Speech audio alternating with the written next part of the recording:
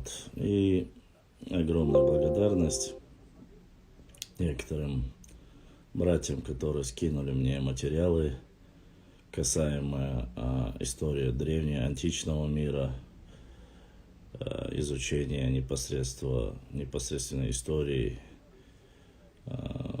древней античной истории, греческой истории.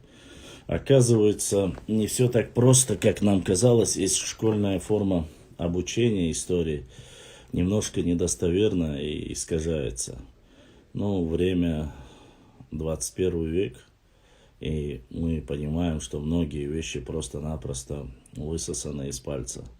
Даже о том, что, как говорится, о великих полководцах, которые после были экранизированы и показывают сегодня о якобы существовавшем существовавшей мировой личности, как Александр Македонский. Нечто такое, как и выдумка про 300 спартанцев, оказалось лишь мифом. Но об этом мы будем потихоньку рассматривать, будем в общей картине, почему я именно затронул Древнюю Грецию. Именно в основе своей мы ссылаемся на многие, как говорится, ссылки, говоря, что вот античная история оказывается одна из самых лучших, самых достоверных. Но когда ты начинаешь проверять, оказывается, ничего подобного мы не находим. И есть моменты, когда средневековые историки переписали многие исторические аспекты с древнеарабских путешественников, историков, переделав какие-то имена, используя эти имена, вводятся в заблуждение целые народы. Если копнуть куда поглубже, мы находим, что в реальности этого не существовало. Поэтому мы думаем, что нужно рассчитывать на то, что если мы не увидим сами материалы, напечатанные, достоверные, перепроверенные, опираться на данные материалы, конечно же, не стоит. Отвечая на ваши вопросы. Сонох чиу, иншаллах. Да, дали штурян чуквальнау, сайкам дишу, таламбяшу, хашу. Это раз. Во-вторых, тебе диплом показывать я не обязан. Это два. Эла елда трико не носит, да я на хабуарши отцум, да я на хасилстие буарша йочул хума. Ой, иштхаятся, бисмиллах, Аллах. Пошел отсюда, чертовой матери. Нардинский. Упырь, ты еще будешь мне обучать меня. Каждый желающий может отправиться за ним же. Трико хаддас лил шук. Сонтяхон трико гушела. Вот поэтому продолжаем наш эфир. Нарнийские ублюдки могут наступать, а мы будем их, как всегда, отправлять домой. Домой в Нарнию. Можете валить к себе и рассказывать там свои сказки. Дальше вопросы. Я жду вопросы и запросы, как говорится. Так.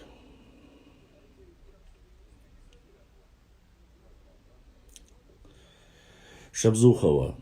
Валейкум салам. Погода нормальная. Минуточку, подожди.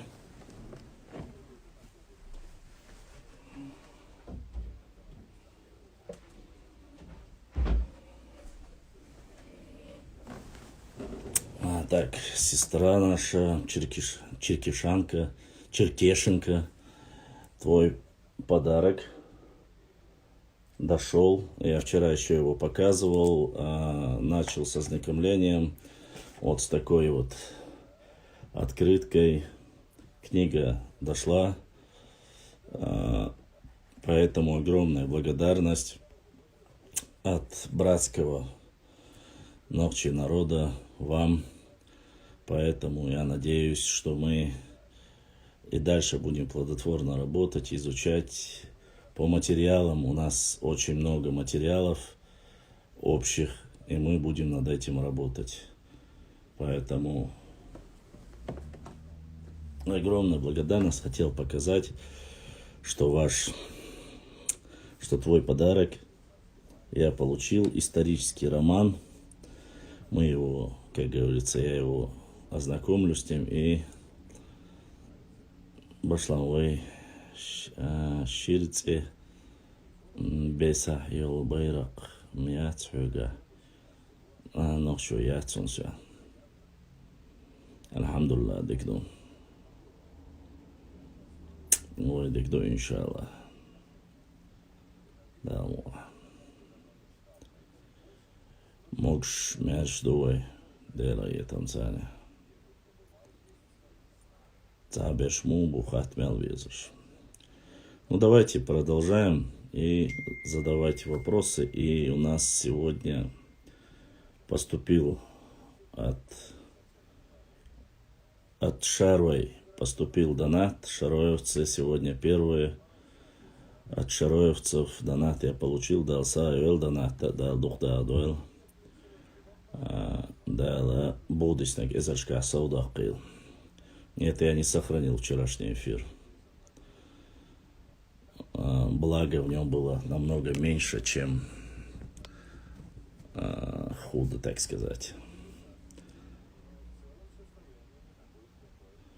Чем, альхамдулилlah, дикрушунг энты. Просто есть некоторые моменты. Ой, душунальча. Гуттар вилу эльвиквер хальшокнахана. تعيشت خلديز معشخو но ويا да лаха могш мяш до каболах был. У нас очень много работы, много моментов. Ладно, башлам, после работы ноги не держу. Всем хорошего вечера. И вам того же, Шибзухова. Удачного вечера, удачных праздников. И желаю отдохнуть вам хорошо. Вот так вот. И мы продолжаем свой эфир. Задавайте вопросы и будем отталкиваться от этого и продолжать свой эфир. Ассаламу алейкум, Аллах эхтубал, чечениш, ва алейкум салам, дастиш брудер, майн брудер, дал бухастам, Квертнак сингатам буш. Сингатам. Могш ту мяш ту кукш, ты знаешь, сингатам вайга бацк дал. За это мы не переживаем. Мы здоровы, мы живы, мы работаем. У нас как бы позитивный настрой. Башлам, ты слышал перевод слов чечен как цацан? Утверждают некоторые источники, что это переводится как цица. Да, я слышал вот этот разговор. Ну, это, как говорится, теория. Теория. Ни больше, ни меньше. А так, я, конечно же, в это, кроме как гипотезы, ничего не вижу. Дело в том, что чачан, цацан, сасан, слышать можно каждое, но если нету конкретно доказательства, смысла я в этом не вижу. Над этим нужно работать. Просто огульно называть и говорить, что это наше, нет. У нас есть самое первое, самое древнее название Нахчи. Отталкиваясь от этого, нужно идти дальше. Остальные все это нововведения. Поскольку есть 7 век у нас Нахчиматьянг, и матьянка это грузинское армянское добавление, мы знаем. География 7 века, аж Харайцутская, если правильно. Есть Нахчи название Джаханашвили, которое 1310 года упоминается в грузинских летописях. От этого нужно отталкиваться. А так, что каждый называет как-то у себя нас, это, во-первых, чтобы отталкиваться от этого, мы должны, они для нас должны быть какими-то авторитетными или государствами, которые вот ведут все время свою геополитическую деятельность и всегда на пике могущества и сами не были никому подвластными. Если бы вот они назвали, тогда бы можно было бы еще посмотреть. А так я не вижу никакого смысла. Вокруг нас много различных регионов. Вот сегодня они субъекты федерации и одна независимая Сулейманов Зайнапи произведение Штаяша. Поэтому нужно смотреть, отталкиваться от своего названия. Ассаламу алейкум. Я слышал, что если тейп не входит в тухум, то это... Нет, это неправда. Нохчи 997. Абсолютно неверная трактовка. И это недостоверная информация. Дальше уже не нужно читать. Это бред. Бред и не больше. Есть 9 тухумов. Есть 10 тейпов, которых в них не входит. И ничего такого нету в этом. Хабардоны. Вроде бы как город был Чечен, да, был такой город.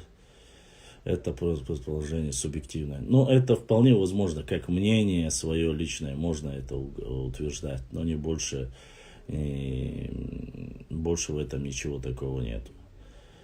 Дело в том, что город Чечен утверждается, это, если я не ошибаюсь, грузинский князь, который обращался в московское посольство, говорил, ему там царь указал, если я не ошибаюсь, что город Чечен при переезде там рассказывали об этом. Но снова же одно упоминание, не больше, и акцентировать на это внимание. Просто как интересные исторические факты использовать его можно, но больше я не вижу, конечно же, никакого смысла. Если есть конкретно доступные исторические моменты, источники, это однозначно. Да. А еще мне... Ва алейкум салам ва рахматуллахи ва баракату. Он хуай мах. Савош, мой брат. И еще мне кто-то там задал, что будто бы норнийцы там готовятся нападению, там Лариска там переживает, и везде на своих норнийских каналах распространяют, что он берет информацию ниоткуда и так далее и тому подобное. Ну, во-первых, норнийцы мне вообще не авторитет. That's просто пястели новоша. Норнийцы мне не авторитет. Они уже настолько заврались, и я думаю, что скоро окажется, что они на самом деле открыли планету Земля и прилетели с Марса. Этого ничего не удивит меня. Во-вторых, материалы, которые я пишу и выкладываю, они имеют все ссылки. В-третьих, что касается моих рассказов или же ответов на ваши вопросы, вы можете это в основном найти на тех же моих материалах, в основном на ссылках, которые я вам и даю, и книги. Да, вне всякого сомнения, многие из них являются и российскими, и зарубежными, но каждый волен верить тому, что он хочет. Башлам, как думаешь, почему произведения, в которых рассказывается о жестокости над нашим народом, позволял издавать наши писатели, нашим писателям, хотя при депортации было приказано забыть хоть какие-то события. Галашки входили в имамат имама Шамиля, а в состав Малой Чечни входили определенное время. Это ответ Zoom Sniper. Вопрос Амина я немножко не Башлам. Как думаешь, почему произведения, в которых рассказывалось о жестокости над нашим народом, позволялось издавать нашим писателям? Ну, все очень просто. Опорочить наш, ва алейкум салам, опорочить наш народ, дискредитировать, оправдать имя, ярлыки, которые на нас повесили, о том, что якобы мы враги народа. Это все должно было подтверждаться какими-то документами и должно было позволяться искажать нашу историю, само собой. А реальную историю уничтожения, как можно позволить в государстве, которому самому-то там не так много лет, говорить о тысячелетней истории других народов, коренных народов, автохтонных народов этого государства, которое отведено место, кроме как навешивания ярлыков. Я думаю, что как раз таки и уральское государство, которое было вполне возможно, указывают советские ученые, они говорят, близко родственные к некоторым кавказским народам. Снова же не указывается остальное, насколько родственные или взаимоотношения. Зум Снайпер видел. Да, я немножко видел, но, честно сказать, я читал Аль-Карахи, читал остальных, но не видел никакого доказательства, что имам Шамиль прятался в какой-то пещере в Галашках. Такого за все время истории про имама Шамиля я не видел. Не знаю, может легенда местная, может что-то, а что он там прятался вместе со своими наибами, очень сильно сомневаюсь. Сделайте дуа за этого молодого брата Джахара, который, как я понял, покинул нас. Мапахейте солнце, уже море, Аллах, энхетам буатсун хамин, да, гештуатсун, да, декал вали, да, лаилсмани хаш валис. Всем, я думаю, всему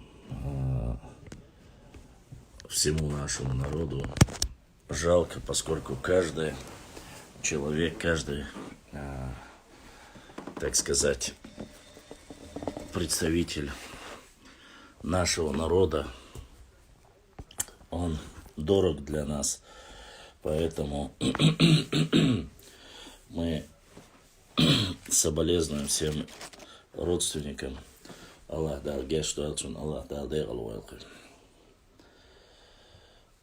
Так вот. Продолжаем. Так, Мохтхохо, Давич Алкир Мадинира. Амин. Амин, я Аллах. Дальше продолжаем свой эфир.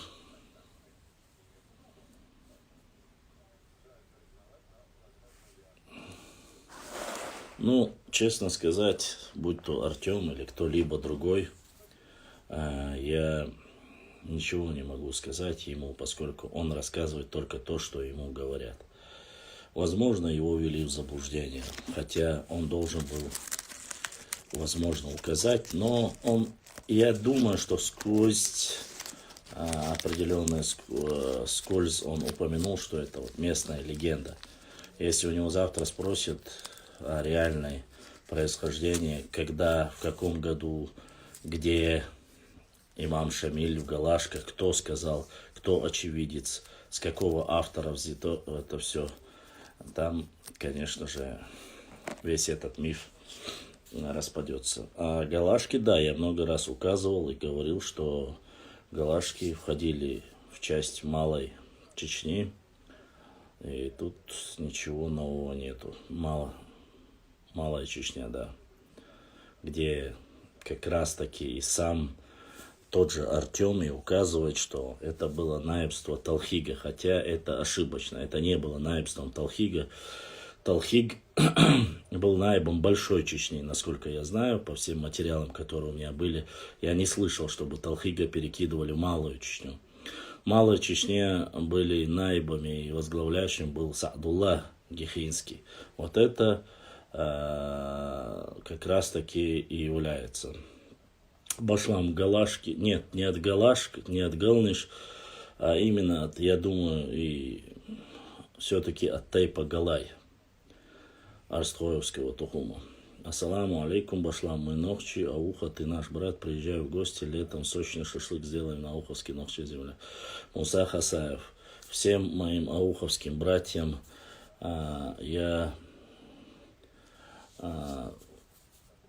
Передаю салам маршал, иншаллах мы посидим, и все будет хорошо, еще не раз посидим.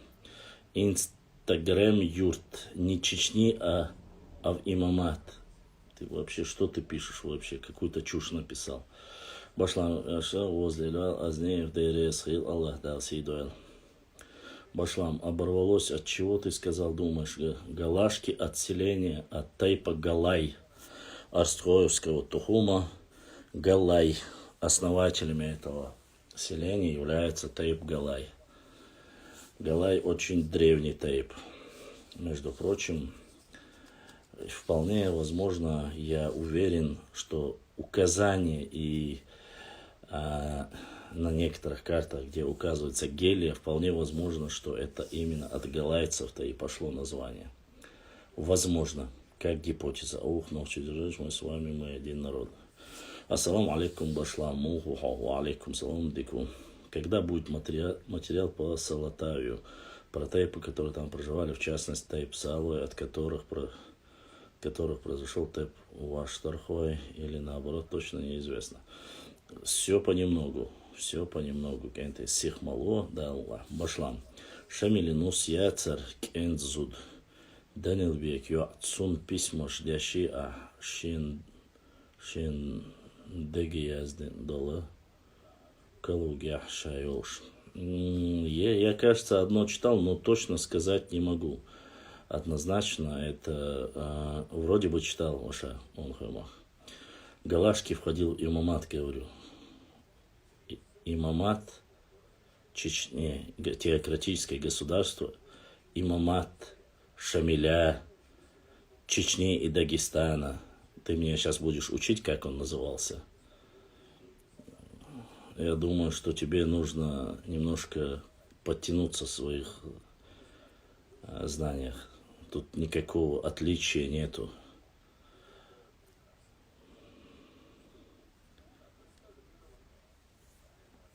Башлам, буква Г. Приватизирована соседями, если что. Ну, я не знаю, кем она приватизирована.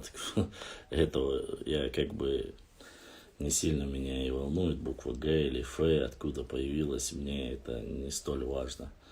Это, наверное, все-таки больше и ближе лингвистам подходит. Мне же это без разницы. Есть указания. Сунчо интересная информация, они все в одном месте собраны. Есть источник, если кому интересно. В директу скинуть есть он хаймах. Хорошо, я прочитаю, посмотрим, может есть что-то новое.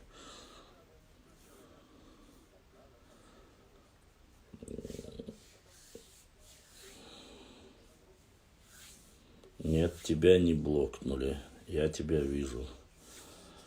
Я тоже не вижу. Не видим куи. Значит, мы в блоке. Никто не в блоке. Все у меня здесь видны. Поэтому не переживайте. Значит, ему вопросники пишут. Нет, я зачитываю вопросы только отсюда в основном. Ва алейкум салам ва рахматуллахи ва баракатуху. Так. Ну, давайте по тематике, прошу, без оскорбления, без чуаха и жрибу.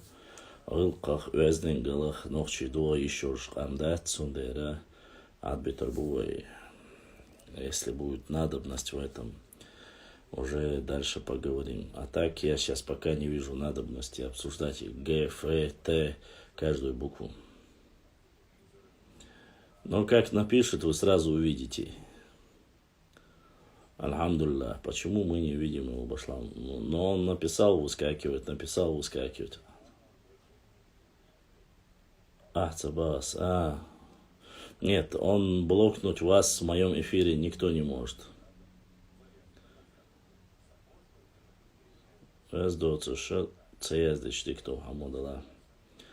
Так, башлам. На окраинах города Шри есть маленькое кладбище. Говорите, это кладбище со времен монгольского нашествия, примерно датировка Юбохцерцу.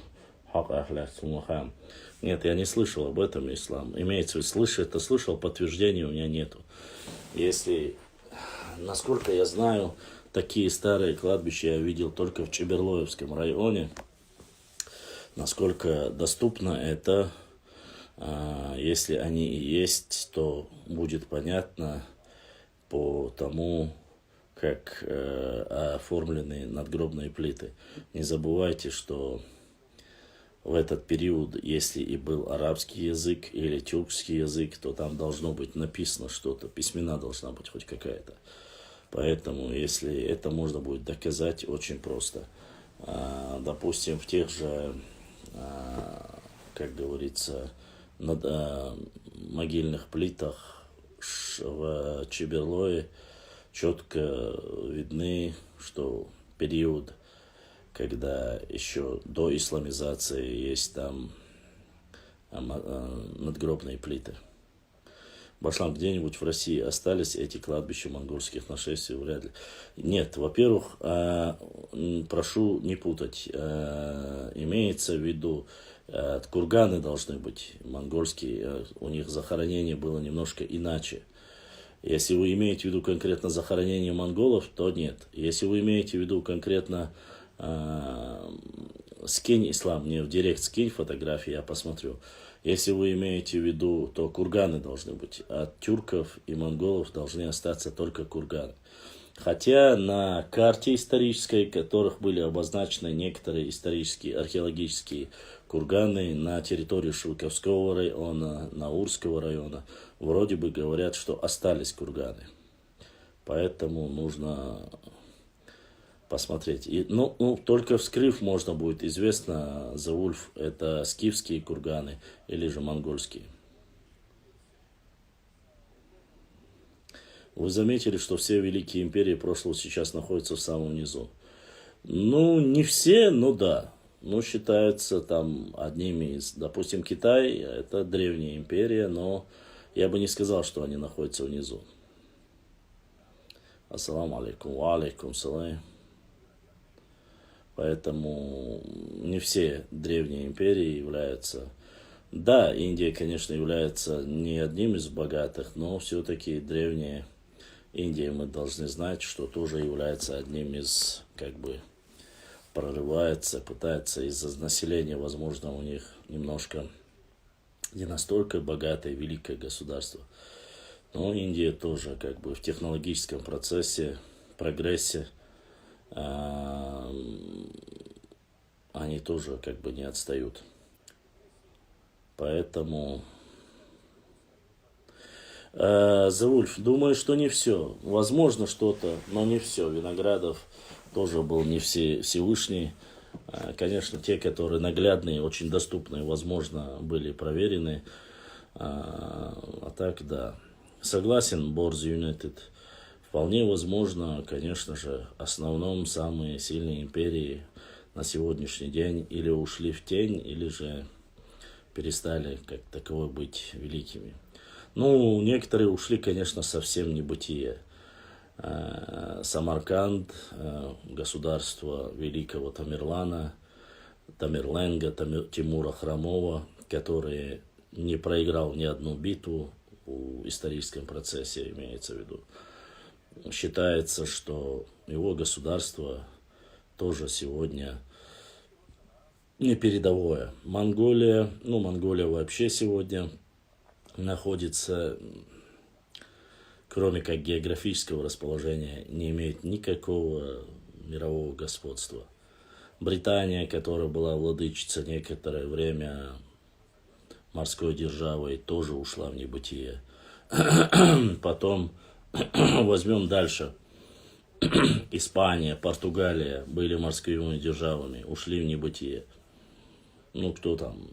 Древняя Индия, древний Китай, в принципе, тоже еще немного на плаву, но есть Ближний Восток, который является кузницей, зарождением цивилизации, тот же Шумеры, Месопотамия, Урарту, Хуриты и так далее и тому подобное. Где они все сейчас находятся?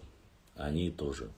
Даже если брать одну из последних империй, Османская империя, Турция сегодня тоже находится не в сильном, можно сказать, прямо геополитическом процессе, не является сильным и мощнейшим государством.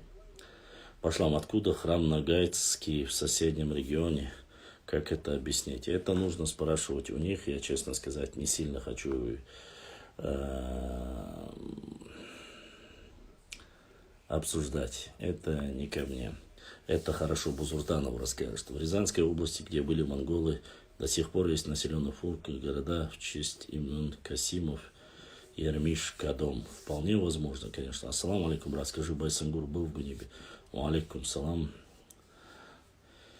Тут две стороны Берсгилая. Мы считаем, что да, поскольку у нас только полевой материал. Они считают, что нет, потому что ни Аль-Карахи, никто из тех, кто был там, не описывает его прорыв. Поэтому над этим нужно работать. Ненавижу Британию, столько народов Индии уничтожили. Ну, что вы хотите? Когда государство становится империей, они уничтожают много разных народов, которые не хотят и не согласны с ним. Для своих личных интересов не считаются маленькие народы. Кстати, Башлам, Илон Маск очень часто упоминает шумер. Почему, по-твоему, на них акцент? Ну, считается, что эта теория, конечно, заговора. Тут сейчас это обсуждать немножко не та тематика. Но считается, что технологии, которые были у шумеров, они уходили на тысячи лет вперед, что взаимодействовали с такой, как бы, тот, кто занимается уфологией и верит в эту науку, о пришельцах, они считают, что вот шумеры и вот государства, которые на Ближнем Востоке, они построены больше инопланетными какими-то, я даже не знаю, кем их, инопланетянами, и получили технологии от них, и от них было такое великое государство, что у них именно на этих черепицах, плитах указываются космические разные объекты, которые в то время не могли существовать. Поэтому очень много американцы берут из древнего Ирака, ну, именно Ефрат, Тигр, вот с этих местностей. Считается вот теория заговора, но это кто как верит в это, если в это углубляться. Я много смотрю, читаю по этому поводу, но мало кто в это верит. Царь империи, сын США. США не империя, но государство, да, которое сейчас из ничего стало, как говорится, впереди. Алейкум салам. Да, конечно, завоевали. Англию завоевали, и Римская империя завоевала, и, если я не ошибаюсь, еще завоевали викинги. Посмотрите нового видео Курбанова Руслана. Ассаламу алейкум, алейкум. Сегодняшний день в верхних строчках мирового государства. Ну, Англия, конечно, я не говорю, что экономически развитое государство. Считается, что фактически Австралия, Новая Зеландия, Канада и даже Америка считается вот вотчиной английской короны. Считается вот так. Как Америка все-таки более независимой считается, но все-таки тот, кто читает теорию и где управляются богатейшие семьи, там, они понимают, что в Великобритании, конечно, идет на первых строчках масонство, иллюминаты, вот это все непосредственно завязано на Великобритании и так далее и тому подобное. А вот почему, кстати, он не верит в инопланетян, говорит, может, они и есть, но доказательств. Но если он, Boar's United, будет говорить, что он верит в инопланетян, то его скажут, что он был какой-то дурачок, и его засмеют. Он не может отказаться от, так сказать, грубо говоря, теории Дарвина. Поэтому говорить официально это одно, а верить в это совсем другое.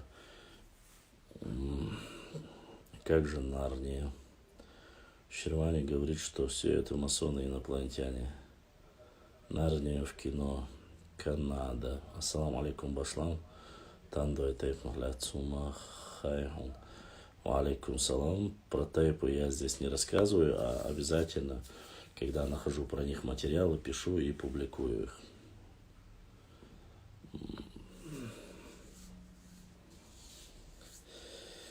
Давайте улетим. Но прежде чем куда-то улететь, нужно отдать хотя бы лет 15, 20, 30, полностью отдаться науке. Нужны вложения, нужен бизнес. А так просто от того, что сказано, что мы полетим, давайте полетим куда-то, это маловероятно. Япония сын отдельно даровой. Островное государство, ты говоришь? Да, островное государство, оно наиболее, конечно, меньше подвержено кровосмещению, если так говорить. Они были защиты. Но Новая Зеландия, Австралия, аборигены, которые фактически уничтожены, они тоже жили на острове, но, видишь, их завоевали, и с тех пор никто не собирается их отпускать в Марк. Это Япония, но Япония тоже сегодня в зависимости полностью от США. Если США после Второй мировой войны поставила ее в зависимость, не имеет права владеть своей армией в такой форме, как она хотела бы. Я думаю, мы понимаем, конечно, но Япония сделала всю ставки на мозги и сегодня стоит в передовых, на первых строчках, так сказать. Если мы находились где-то на территории Европы, у нас все было бы. Не факт, я помню, что хазам хул башлам. Я помню, что хаз хул. Да, хазнеш хаза бу, ирчнеш ирче бу. Тигр.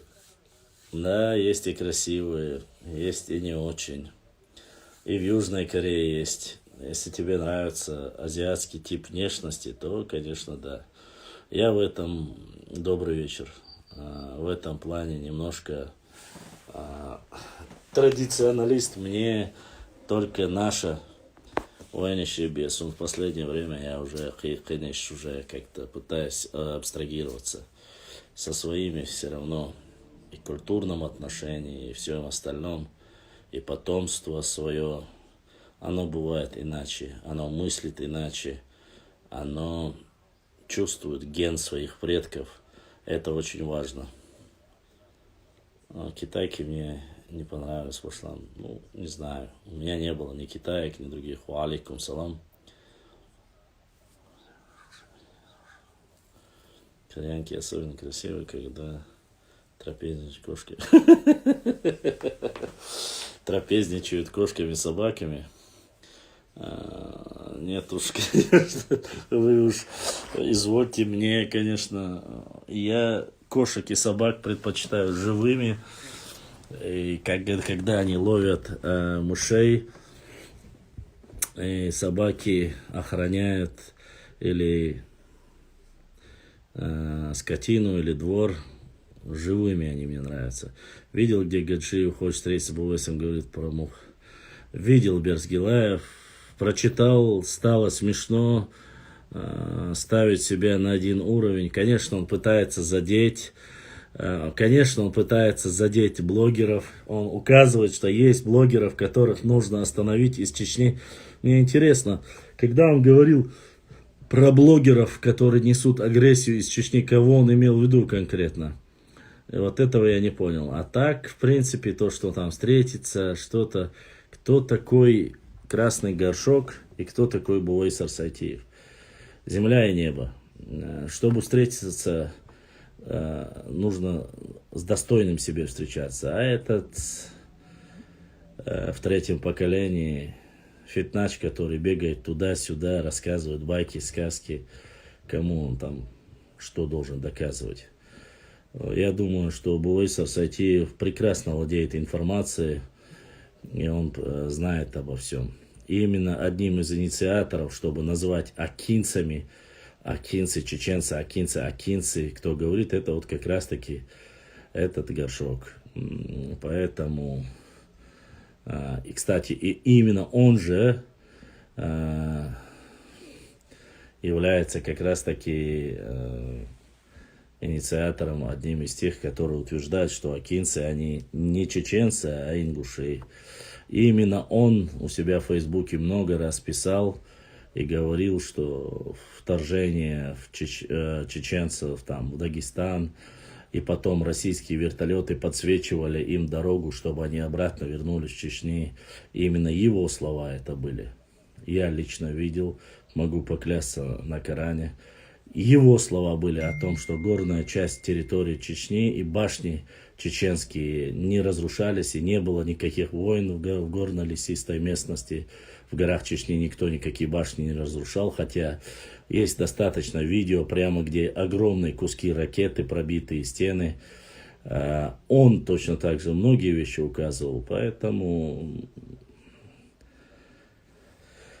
я думаю, Буайсар Сайтиев намного умнее и знает, с кем нужно, с кем нет. Видел ролик на твоей странице, где историк говорит, что... Где историк в кавычках, ну, спасибо хоть за кавычки, говорит, что Шота и Акка, ингуши. Есть один момент лично у меня, 19 строчек есть в роду. Не знаю, как посчитать, сколько это лет, по большему, чем понятие ингуш. 19 нужно умножить на 25. Средний один отец это 25 лет. Умножаешь, это получается 475 лет. То есть, конечно же, Акка и потомки Акмар являются древними, намного древнее, чем понятие, которое несет вот этот нарнийский историк. И это выставлено, я же написал, сарказм, юмор. Конечно же, нельзя несравнимо это ни с шатоевцами, ни с другими. Если ночью был, ночью тейп ножду щеку, я се башлам аухуай, от чего хаэл ее название. Аухуай по-разному трактуется, честно сказать, ваша. Некоторые говорят и очень сильно связывают этот термин Аухуай. Акка считается, что вот эта вся территория разделялась на две части. Акка занимались в основном охотнической деятельностью, а Аухуай занимались междуречье Терека, Сил-Сулака, Кизлярский, Бабаюртовский, Хасаюртовский, вот этот район, который непосредственно выходил на Каспийское море, занимались рыбными промыслами. Вот некоторые говорят от этого, некоторые от аух. Ну, тут, как говорится, честно сказать, кумыки говорят, что это ихние якобы они название дали, но это все как всегда. Здесь много версий, нужно посмотреть, нужно проверить. Дальше 7 отцов, 7 это 7, 140, 165 лет. Алейка есть 7 отцов. Ассаламу алейкум. Какая разница, братья мы? Одно целое не надо, пора уже заканчивать. Ислам ТВ. Здесь речь не идет о разности ваша. Здесь идет конкретно, вот ты вот берешь чисто на национальную основу. Снова же, это последствия, ислам, это последствия тех рассказов и сказок, которые он делает. Если бы он этого не сказал, нам бы не пришлось этого отрицать. И не было бы вот этого деления. Снова же он указал и говорит, и они целенаправленно называют Шотуач, Эбер, Луай, Ака, короче, и так далее. И Томхал, они все говорят, они не были чеченцами, Шнохчи, Бац, Бахца. То есть единство нашего народа пытается какой-то шмак залезть и рассказать. Кто такие Шуатуа, Шаруач, Эберлуай и все остальные, нам лучше знать это. А какой-то шмак собрался, сел, да, рассказывай сказки, а потом говорит нам, не отвечайте, мы одно целое. Да, мы одно целое, мы признаем. Мы одно целое с таким, как ты. Ну, какой-то долбозвончик будет садиться, оскорблять целый народ и брать ни Акка, ни Шота никогда в жизни не входили в состав другого государства и не существовало как государство. Они всегда были на Нохчи, всегда были, есть и остаются. А то, что какой-то Вася Пупкин пришел, сказал, вот эти шатоевцы, вот эти астхоевцы, вот эти мелхистинцы и так далее и тому подобное, и сказал по названию тейпа, назвал общество и разделил их на микрогосударства, мы что, должны идти за ними? Нет, конечно. Это чушь собачья. Вот знаете что, Ислам, не в обиду тебе. Мне обидно то, что вы реагируете на ответы, но на последствия вы реагируете. Вы не реагируете именно на зачинщиков этого. То есть ты должен был зайти туда, Ислам, сказать ему, чувак, ты свой рот завали, сказать, мы все одно и то же. نوخشي غلا صعبة اللي حاري تسونج اللي يشتري أحبت دعستني حاري تغنى هر خير царь اللي يشتري. Но нет. Там он сказал, там он делает, вы говорите, да, он на книгах, с книг берет и так далее, и тому подобное. Но он берет легенды, мифы. Тейпы между собой ссорились, воевали. Один тейп воевал с другим тейпом. Даже в некоторых случаях в этнографии описывают, что чуть ли не до тотального уничтожения воевали между собой тейпы. И один наговаривал на другой, они нечистые, но кто-то это взял, зафиксировал, и после этого распространять, когда сегодня генетика, ДНК показывает, что у нас одни корни. Руслан Арсунукаев четко указал, что предгорье тех же Арштхуай, Арцхуай, Орстхуай, все это вот предгорье, это Ишатой, это вот все, поэтому арстхуаевцы многие говорят Хаккуай Тхабу, Памтуай Тхабу, а где проживают Хаккуай, Памтуай? Где проживают остальные предгорные тейпы, которые они называют от фактически Серноводского района и до Ауховского района. Это все предгорье, они везде жили. И я больше чем уверен, что вот это как раз таки, как вы говорите, мифы и легенды о том, что наши взрослые старейшины рассказывали, Нерт имеется в виду физиологическое состояние человека, а не национальность. Люди, которые вот предгорье, которые останавливались, все набеги кочевников, они были. Хотя Саид и многие не соглашаются, когда я указываю, что Уарстхуай, они являются вот как бы преградой нападению, и они именно каста воинов были когда-то.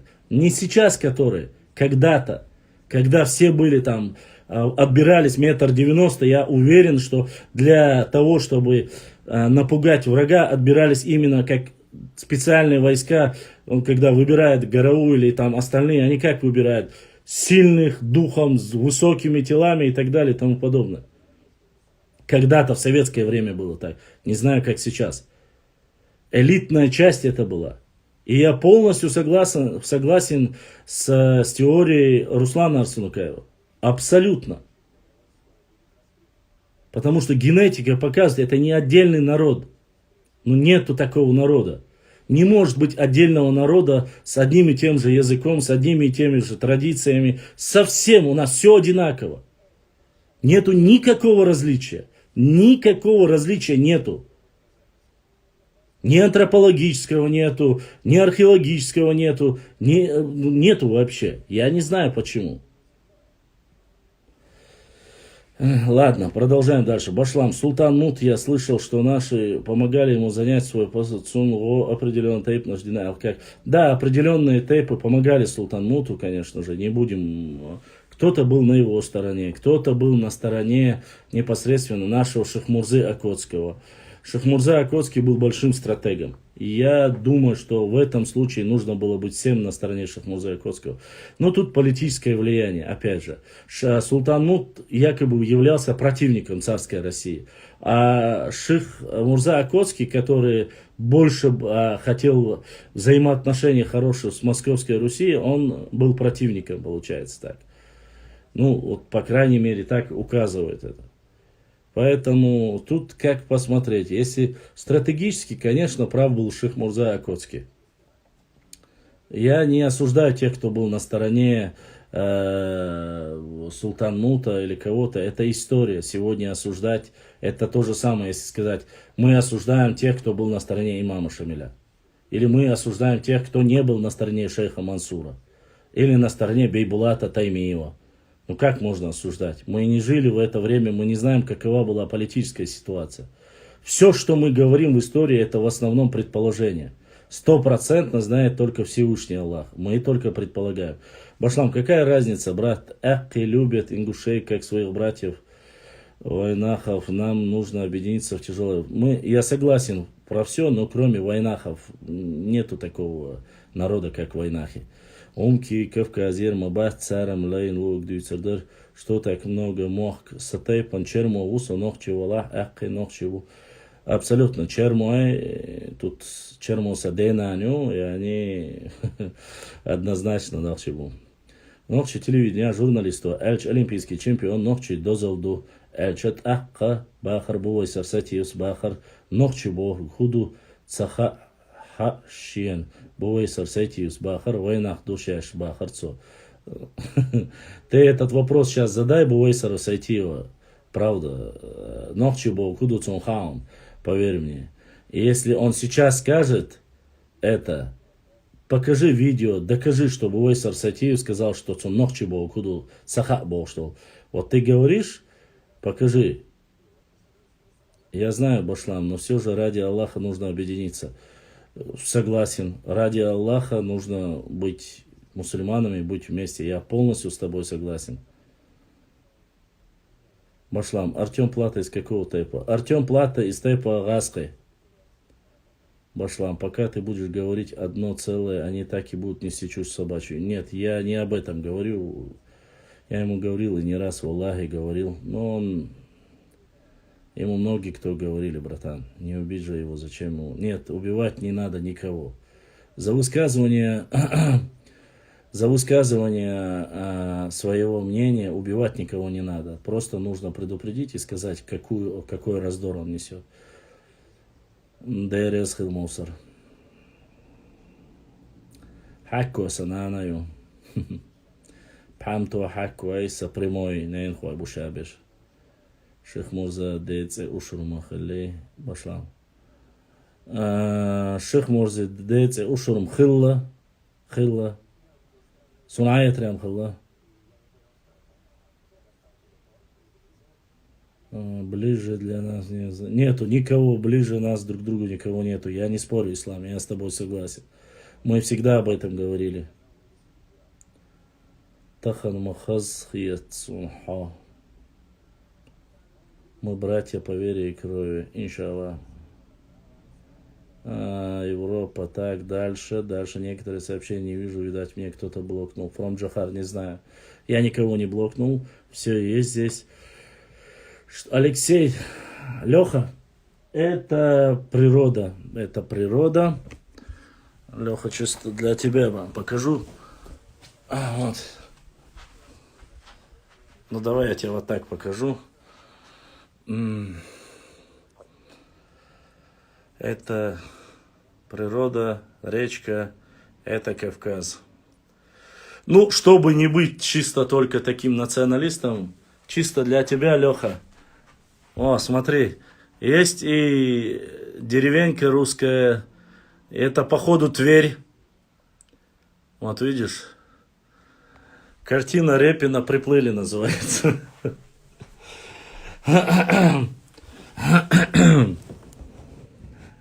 Да, есть такое дело. Очень люблю природу. Очень. Вот так вот.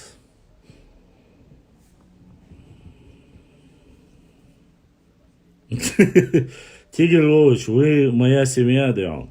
Шукузар мо варстхуя горных лесах. Ханах ошхил эрц варстхуя нахчеш. Варстхуя эл дубахар эрцхуя эрц. Это название горно-лесистое место, правда, исторически написано факт. Правда 54-43. Об этом как раз и говорит Руслан Арсенукаев. Алейкум салам. Есть какие-нибудь тейпы, в котором вы сомневаетесь? Есть. Пошла в директ, я это не хаджирихо. Цахаджа, сейчас я пока еще не смотрел. Бабушка Чинхо, сквотер юрта, я знаю вопрос. Чинхуай, Чинхуай. Бабушка боевой, он, значит. Да, дукба бальтха Чинхуай. Есть тейп Арцхуай, Чеберла. Тоже есть. Арцошила. Об этом я закидывал видео, уважаемые мои братья. Есть видео, в котором об этом рассказывает наш археолог, хороший очень ученый Руслан Арсенукаев. В этом плане я ему полностью доверяю, и я считаю, что его гипотезу и версию нужно окончательно утвердить, если об этом, конечно, дойдет дело до непосредственно Академии наук Чеченской Республики. Эта версия, она более правильная, правдоподобная, и по крайней мере, что в конце концов сегодня они остались в таком маленьком количестве в определенных границах, это не факт. Почему? Потому что по всему периметру мы прослеживаем всех чеченских орстхой, которое огромное количество на территории. И сегодня с уверенностью можно сказать, что орстхой больше 50%, если 50% и больше 50% проживает на территории Нохчичу, и они являются исконной Нохчи Тухумом, ни больше, ни меньше. Ламберти Бохург, Ламберти Бохург, Ламхасун Берти Бохургу Бу. Бабушка давно нет, дал геш далсун дикам ерес. Дал геш далсун ислам, дал дейк алюэле, дал елсмани хашуэле. Чинхуай зудрич о боевой хул, ядоч хул, тах эл хул. Я думаю, когда нохчиш о шундух, чинхуай шеш шейт кардина ош. Я думаю, это как раз таки про чинхоевских женщин. Поэтому тхуна чинха хляц, чинхуай мохка хляц, тхай цен нохчи ормаш бол чинхуай инзрич о дука без, они у нас всегда такие более ядоч бухош. Массальна хилдерес. Валлаху башлам. По молодости когда-то, так сказать, хоть и некрасиво перед вами говорить, но я хочу сказать, что я был ботаником, и первую, кого я встретил уже в таком возрасте, когда на свидание туда-сюда, как говорится, хенисти вечер, первая встреча у меня была именно с чинхоевцами, чинхоери. Но такая сорвиголова была. Я вообще, вы знаете, это неплохо, это хорошо. Я дочь, ахач. Некоторые процуантрой женщин тоже самое говорят, но они всегда добиваются своего. Поэтому думаю, что это как-то так. Абрек, привет. Вот.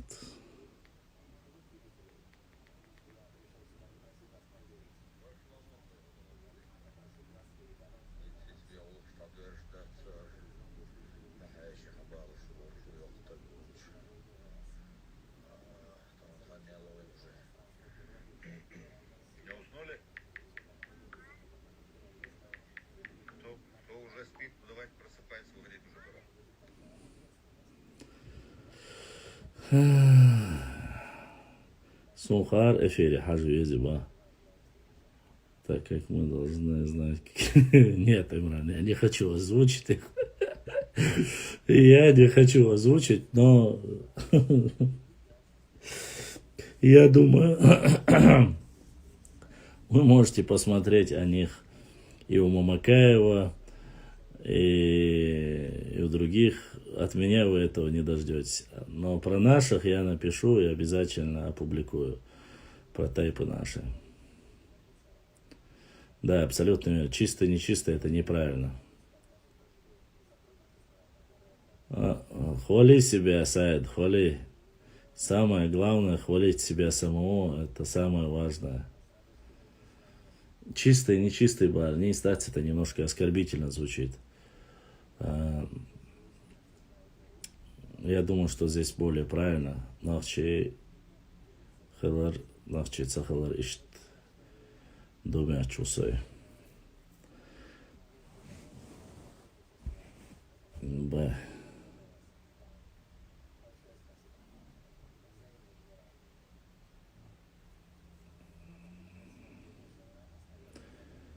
Эзди мы говорить не будем, конечно же.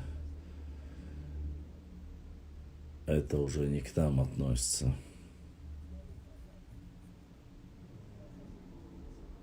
Ну,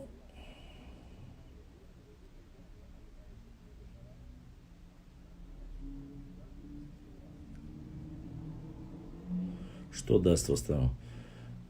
Восстановление ауха даст историческую справедливость. Кстати, Красный Горшок в этом же интервью сказал, что название, хотят восстановления названия Ауховского района, которое было дано всего лишь в 1943 по 1944 год.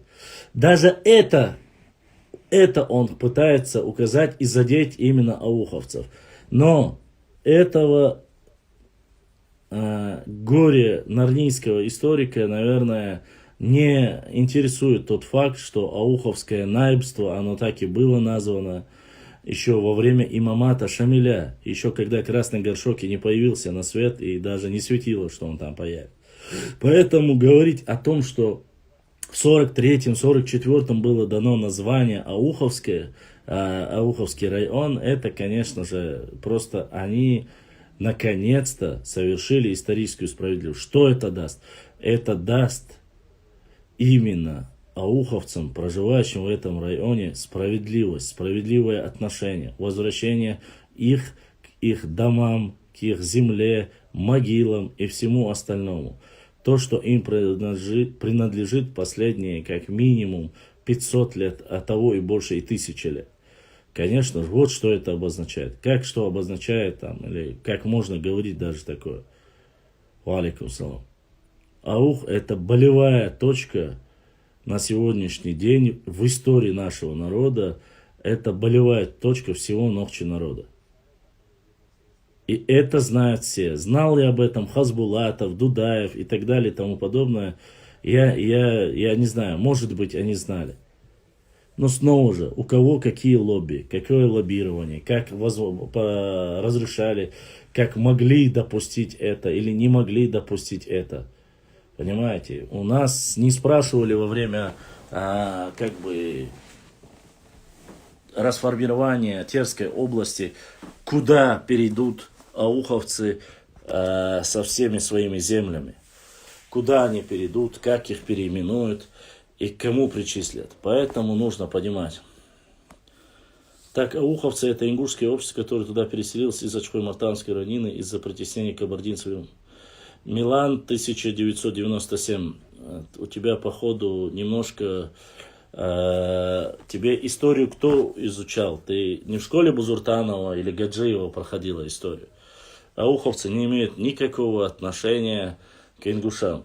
Вообще никакого. Максимум, к кому они относятся, это Нохчи, Уарстхай. Если ты имеешь в виду, что они относятся, потому что сегодня два общества, акинцы и ауховцы, часть какая-то проживает на Ингушетии, и говорить о том, что ауховцы это ингуши, то ты явно мало знаешь. Ауховские... понятно. Понятно. Добро пожаловать в сказочную Нарнию. Ты прямо меня поражаешь своими знаниями. Даэл. Ты просто восхищаешь меня. Это, конечно, нечто.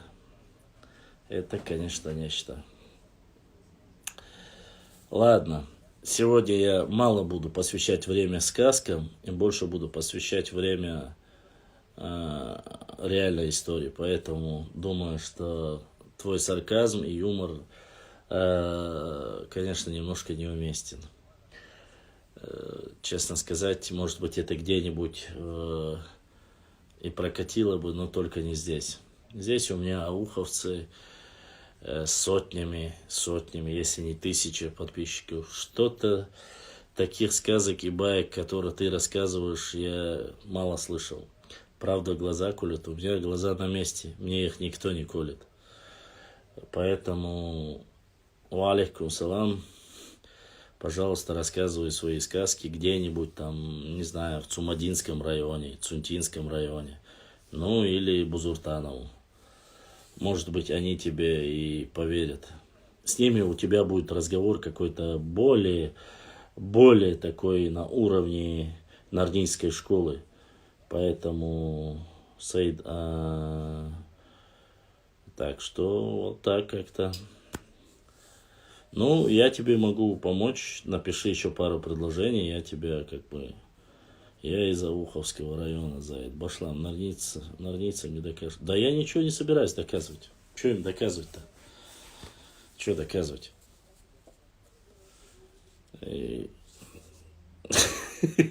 Давай я тебе 97-го года ханство. Сейчас я тебе помогу. Подожди. Ой, подожди. Так. Подожди. Давай я тебя отправлю в твое ханство, государство. Домой, девочка. Иди рассказывай про ханство, но царство каким-нибудь другим. У тебя это прокатит в других местах. Поэтому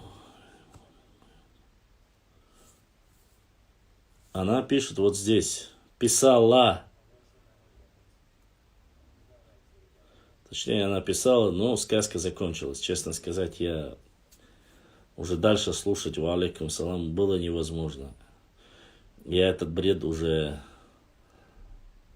видеть не могу. Да я ее только что убрал.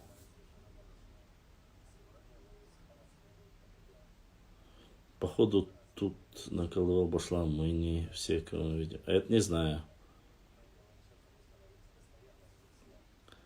Милан 1097 у нее ник был.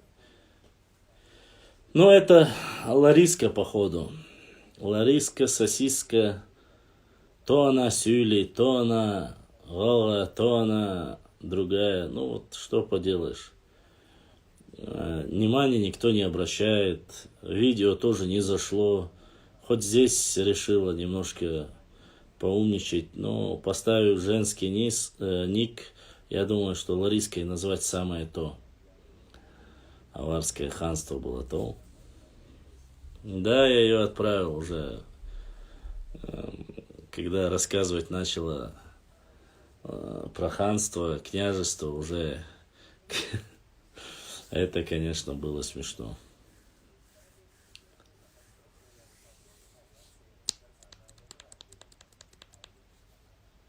Ей нужен муж, который с ванны не будет выпускать, да.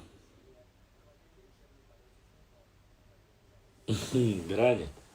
Отношения были вполне нормальными, походу, поскольку родство все равно поддерживалось. А негативное, до того, как имам Шамиль пришел, оно было плавно переходило, уже не насильственным путем, поскольку потихоньку убирались какие-то противоречащие адаты исламу. Трансформация происходила потихоньку. Но с приходом Шамиля и установлением шариата в некоторых местах усугублялось. И в этом вопросе, конечно, мы занимали, имеется в виду, даже между собой я не скажу, но по закону мы всегда крайне радикальны, когда нас не обуздать, крайности сильно часто бросаемся, поэтому. Если дать хою все ингуши, то почему осетины до Владикавказа не являются ингушами? Не знаю, Ибн Салман. Знаете, что самое интересное? Вот эти люди создают ники, женские, мужские, нулевые, то есть без фотографии, аватарка с белой картинкой пустой. Обычно нарнийцы все бывают вот под этими никами. Потом задают вопросы мне, чтобы я ответил про флаг, или про аух, или про аварцев. Вот специально, вот на грани, чтобы я ответил. После того, я как отвечаю, они этот момент берут, вырезают, закидывают свои нарнийские группы, говорят, вот он сказал, там, не уважает наш флаг, оскорбляет нас, дабы как-то настроить, и берут вот такой грех, огромный грех, который я не говорил. Все прекрасно знают, что здесь задают мне вопросы. Все прекрасно знают, что я отвечаю. И многие вопросы я даже не отвечаю, я их игнорирую, дабы не обидеть никого. Еще раз, если кто-то хочет поговорить конкретно о национальностях или о чем-то, вы можете зайти в директ и этим людям написать. Не мне это писать. Вы мне ничего нового не покажете, если у вас есть. Ничего. Все ваши сказки я уже за эти 3 года, уже по второму, третьему кругу уже вижу даже. А что касается, вот что меня интересует, вот что-то есть в древней истории нашего народа, Урарту и остальное, это уже как раз таки мне интересно. Если даже попадает материал, я рассматриваю. Ну, снова же, мне не нужны факты, апеллирующие норнийцами.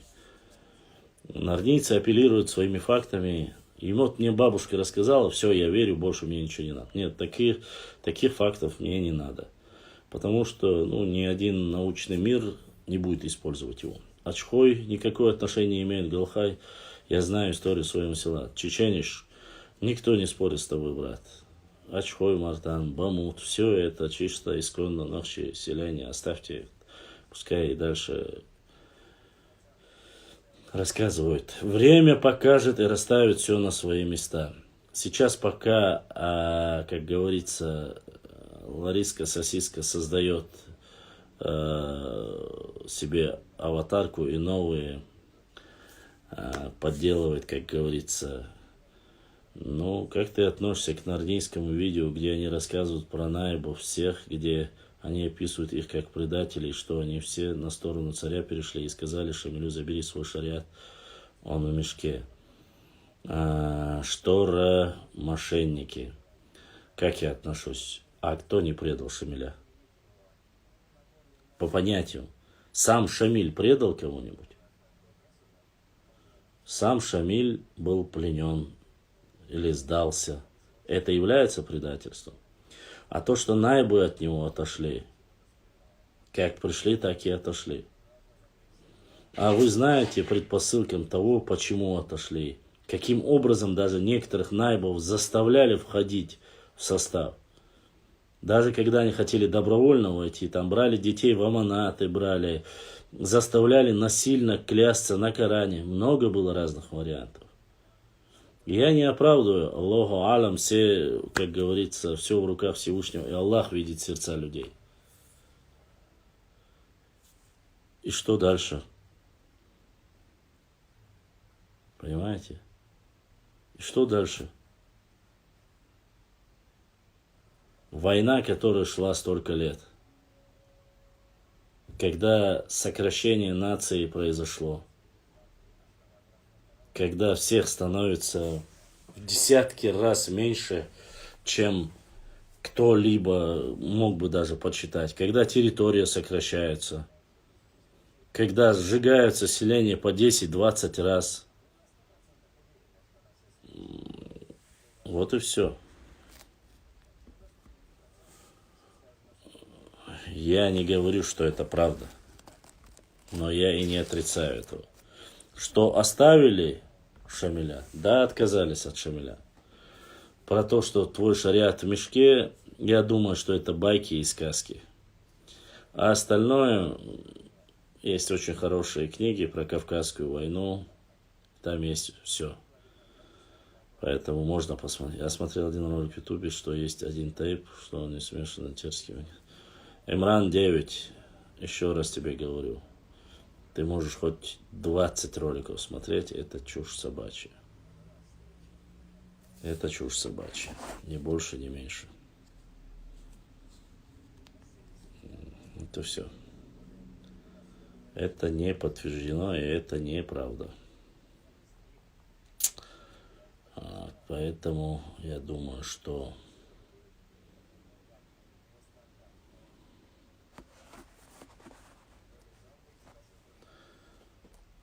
то еще не пшен.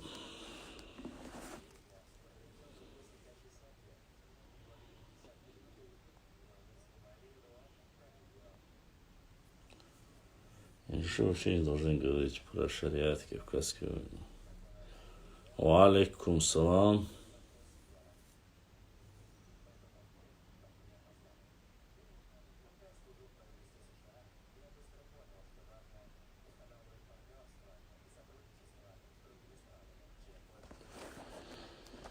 Ва алейкум салам, ва алейкум салам.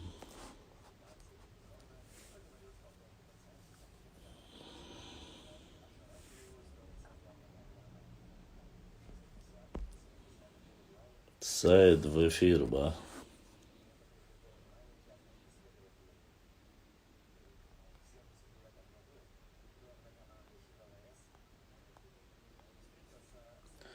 Башламуду халда. Ауховский, Ваша. Нормально, держусь.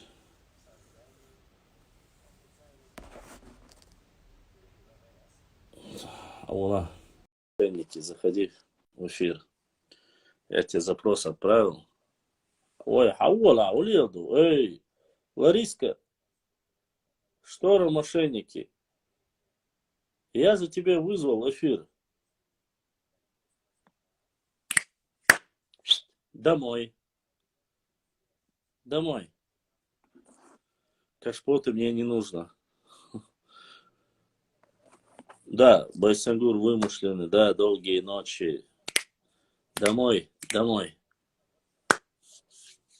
Домой, Нарнийский. Семаз, не надо даже не стирать, не трать слова. Это кашпоты, которые... Но я его вызвал в эфир. Скидывает, убегает. Я же говорю, чуть-чуть подождите, да, Лариска Сосиска просто создает ники, подождите, она создаст ник и придет снова. Я знаю, что не придет. Я знаю, что не придет. Я знаю, что это всего лишь очередной нарниец.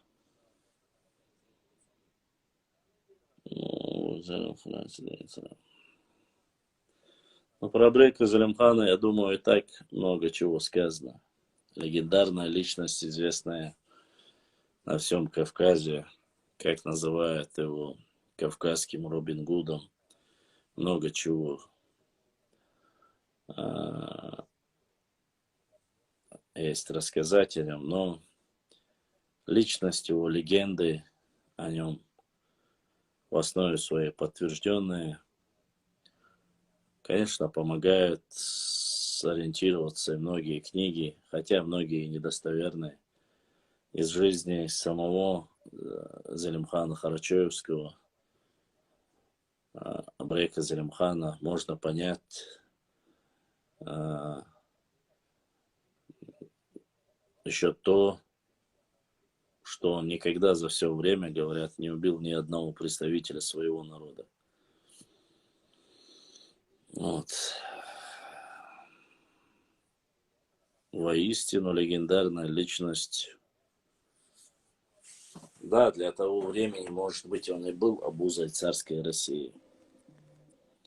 Он больше, мы будем, как говорится, за Нарнию. За Нарнию застрелиться можно, да?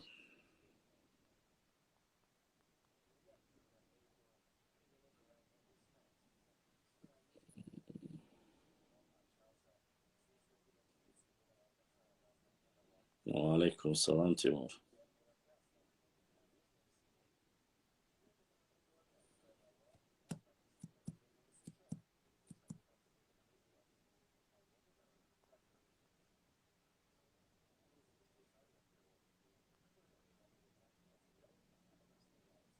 Интересно, все? О, кто-то задонатил. Просто задонатил, братва. Кто... Это Ваха.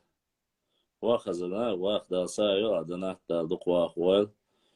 Аллах бодис неге дайла. Беркет дуэл он. Дал си дуэл. Так.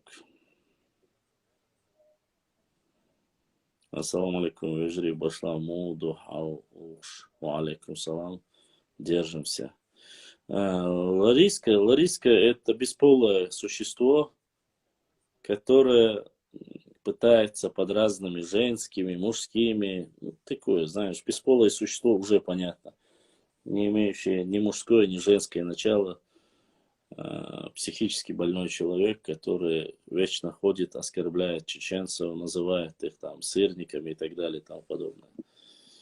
Вот такие вот люди. Ваха, да, Ваха сегодня второй. И донат я цаха, не понял, Тимур, что ты имел в виду. Донат, у меня на главной странице есть снизу реквизиты. Вот, по этим реквизитам банковским ты берешь номер, по этому номеру банковскому скидываешь сколько хочешь донат. И пишешь сообщение, если ты хочешь, чтобы твое сообщение было зачитано. Во время стримов тот, кто хочет поддержать канал, донатит. Вот. Обычно, когда на Сбербанк приходит, на второй телефон приходит сообщение. Вот. Вы слышали этот гудок. А когда PayPal, если кто-то из-за границы отправляет, то сверху приходит сообщение, там вам перевели через PayPal. Обычно PayPal и Сбербанковскую карточку приходит донат, если он приходит. Вот так и бывает. Вот, пропустить, да, вопрос. Правда, я не понял, что там еще, какой вопрос. Все, которые я видел, и вы знаете, и есть вопросы, которые видны, а есть вопросы, которые иногда не показывают. Честно. Хотелось бы, чтобы оскорбление сразу на месте поставить. А так любой человек...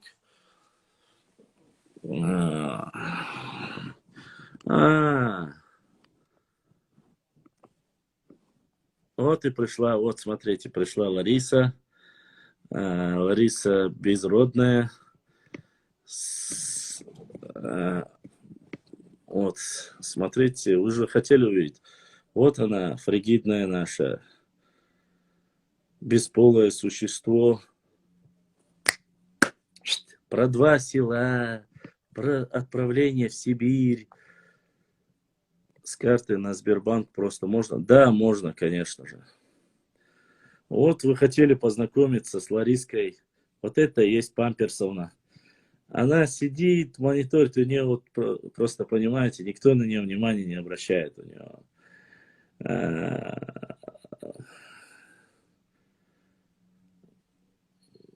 Если бы это была женщина, я бы сказал, ну, внимания нету, понимаете. Внимания нету. Ну, имамати как относились к чеченцам, не мусульманам? Какую роль они играли, входили они в Мехкел? Мехкел это не имамат вообще. Имамат это совсем другое. Башлам про Соломбека Сагапшинского, знаешь что-нибудь? Про Соломбека Сагапшинского мы обязательно обсудим и поговорим. Как задонатить через PayPal? Абу Бакр брат. PayPal у меня, зайдешь, когда заходишь на мою страницу, прямо под моей фотографией, есть ссылка PayPal, Башлам там и так далее написано. Берешь его, копируешь, вставляешь свой, кому отправить, когда пишут, вставляешь вот эту ссылку PayPal-овскую, или просто по ссылке проходишь и отправляешь, и оно доходит сразу. Точно так же берете копировать, там, я не знаю, номер сбербанковской карты берете, и вот на этот номер Сбербанка отправляете, 5 секунд доходит. PaySend, PayPal, все доходит. Ваша, нахчи, Мистер Трикошка, мистер Трикошка.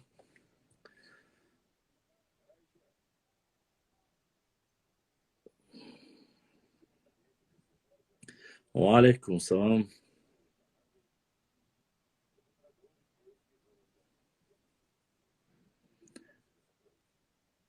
Поэтому...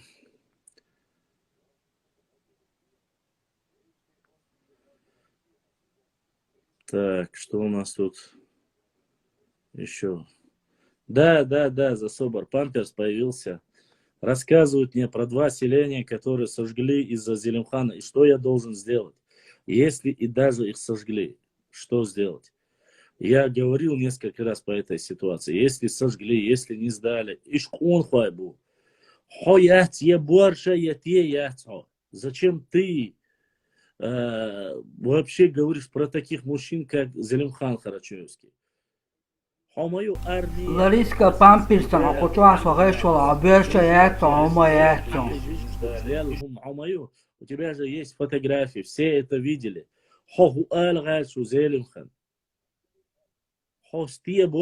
Я знаю, что ты смотришь.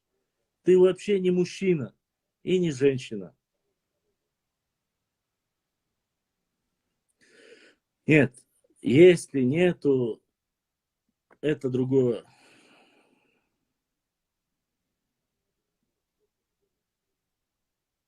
Нет, Борис, я не собираюсь ничего говорить. Я вообще говорю, гипотетически представим, что они были. Представим, что их сожгли. Представим, все это представим. Какая разница? Зачем сидеть в моем эфире? Иди к Плато, есть, там оставайся. Есть фотографии, есть, все есть его. Все это знают, что это за чудо. Не об этом речь.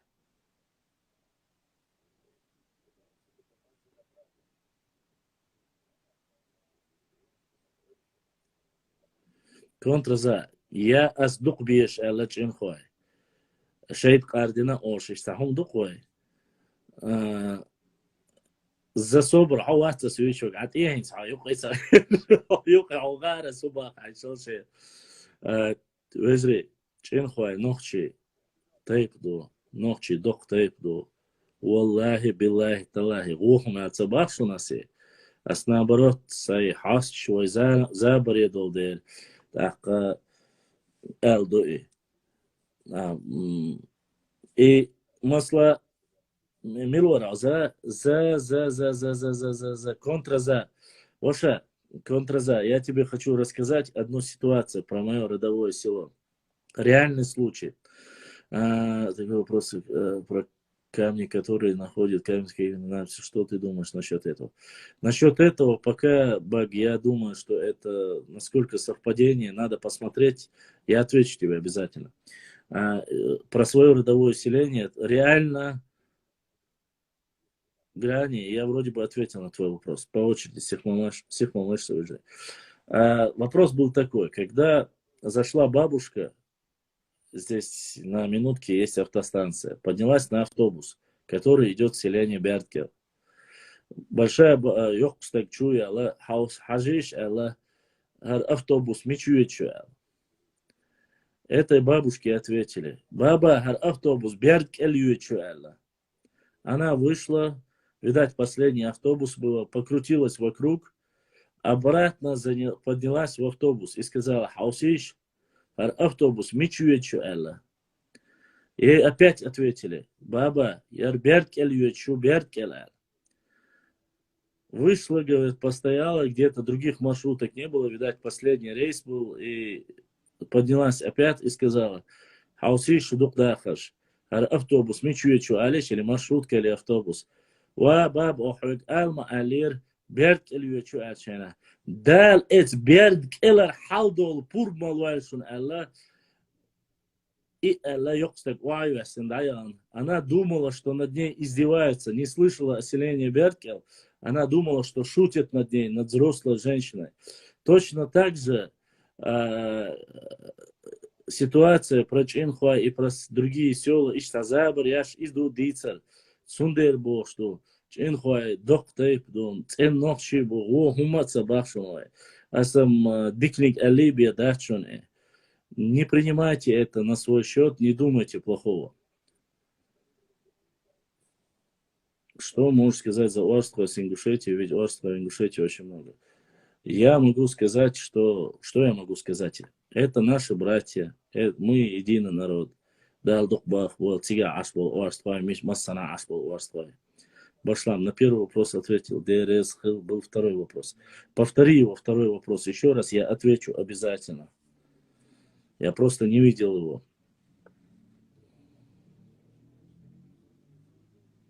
Я просто-напросто хотел вам рассказать, чтобы вы немножко, как говорится, развеялись, что ли. Из-за этого я думал, ну никак не оскорбить. Или чтобы там, вот сказал Башламу, не надо обижаться, про каждый тейп что-нибудь смешное. Там есть же Башлам и Зикаш Масюк Дылован. Это я не знаю, ваша. Это надо Кариго, ваша. Walлахи биллахи тала. Дагах мадар да'алам без всякого плохого умысла. Дикник белый, вежливый, саннах дэх, ахундацу. Да, тоже есть Бердля, Чанты, Бойзи, Шуна, О. Во времена имамата не было Мехкела во время имамата Грани. Оно было уничтожено во времена имамата. Считается, что оно было уничтожено, поскольку он не являлся функциональной обязанностью. Его мешали созданию теократического государства. Мехкелы, мягкие и вот это уничтожение того самого чана, огромного котла, вот все считается, что оно было. Хотя, несмотря на это, горные общества, которые не подчинялись указу Шамиля, они проводили такие собрания. Если ты про это говоришь. Да, не стоит забывать, что горные, именно и Тумкалинский, Шаройский, Галанчорский район, многие тейпы противились правлению Шамиля. Но одновременно они воевали, это не обозначает, что они не воевали против царской России. Они воевали против царской России, но не подчинение Шамиля. Не стоит об этом забывать. Влияние, конечно, Шамиля записано, поэтому вот эти горные нападения, которые были Шамиля на Грузию, Аль-Карахи это записывает, что с некоторыми договаривались, чтобы не мешали во время нападения на Грузию, что некоторые вмешивались и воевали на стороне своих соседей, грузин. Есть такое даже, как бы, полевые материалы, где выступали конкретно на стороне хевсуров, чтобы их не грабили или отбивали какие-то нападения Шамиля. Все было в нашей истории. Поэтому нужно об этом знать, нужно понимать это. Но как таковой, того самого Мехкела, который мы понимаем, в глубоком понимании этого смысла, как было раньше, его не было. Конечно же, определенные маленькие были. А почему уничтожал Шамилем? Вы должны понимать, что Мехкел – это государственный орган управления, кого назначать. То есть, если был бы Мехкел, нельзя было назначать наибов без разрешения Мехкел. Нельзя было назначать каких-то генералов. Нельзя было решить вопросы, там, допустим, об оборонительной системе, выбора. И там очень много вопросов. И не забывайте, что во времена Мехкел допускались только представители исконно исторических тейпов чеченского народа.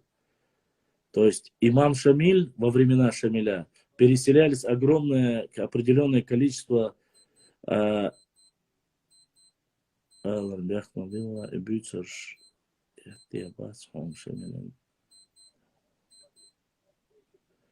знаю, я хорошо знаю я сумел ситуации.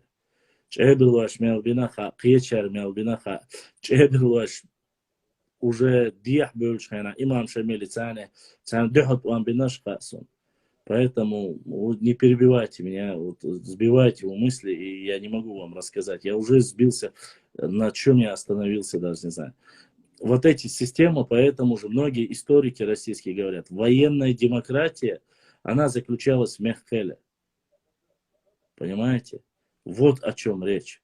Военная демократия заключается именно в том выборе генералов, военачальников, кто объявляет войну, с кем воевать и все остальное. Во время, где власть вся принадлежит имаму, не может существовать какие-то мехкелы и так далее и тому подобное. Вы это должны понимать. И переселение произошло во время имама Шамиля. Многие с аварии и так далее, тейпы, которые некоторые были переброшены, или русские солдаты, которые были, перебежчики, были приняты и Шамилем, они, если был Мехкел, ни в коем случае оно не было бы допущено. Это невозможно было, потому что Мехкел никогда не допускались, кроме исконных древних тейпов, которые были в Чечне, которых описывают и Берже, их не допускали к совету. Им не доверяли какие-то стратегические, военные или что-либо. Вы должны понимать, это совсем разные вещи. А Шамиль хотел именно сделать, переселять западные тейпы, переселять ближе к восточным, восточные там, или с аварией, и из других мест, или с Лаки, я не знаю как там, или с Кумыки, кто там входил в имамат, их переселять там в разные места, чтобы не было понебратства. Но такие вещи делали не только делал Шамиль, это любые другие государственные деятели тоже делали. Поэтому, я надеюсь, я ответил на твой вопрос. Его не было как таковой, как государственное правление всего Нохчи народа, Мехкел, уже в том понятии, во время Шамиля. Но при Бейбулате Таймиеве было. При Бейбулате Таймиеве было. При шейх Мансуре было. При других было. Вот до Шамиля это было. После того, как Шамиль уже ушел в Дагестан, ушел после этого в Калугу, опять же институт Мехкел был возрожден. Поэтому вот такая вот ситуация. Надеюсь, я ответил. Дальше продолжаю. Так что ищут ситуацию, Юкшу.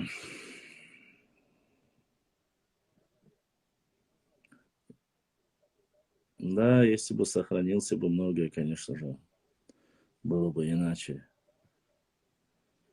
Турпалхай, Дересхел.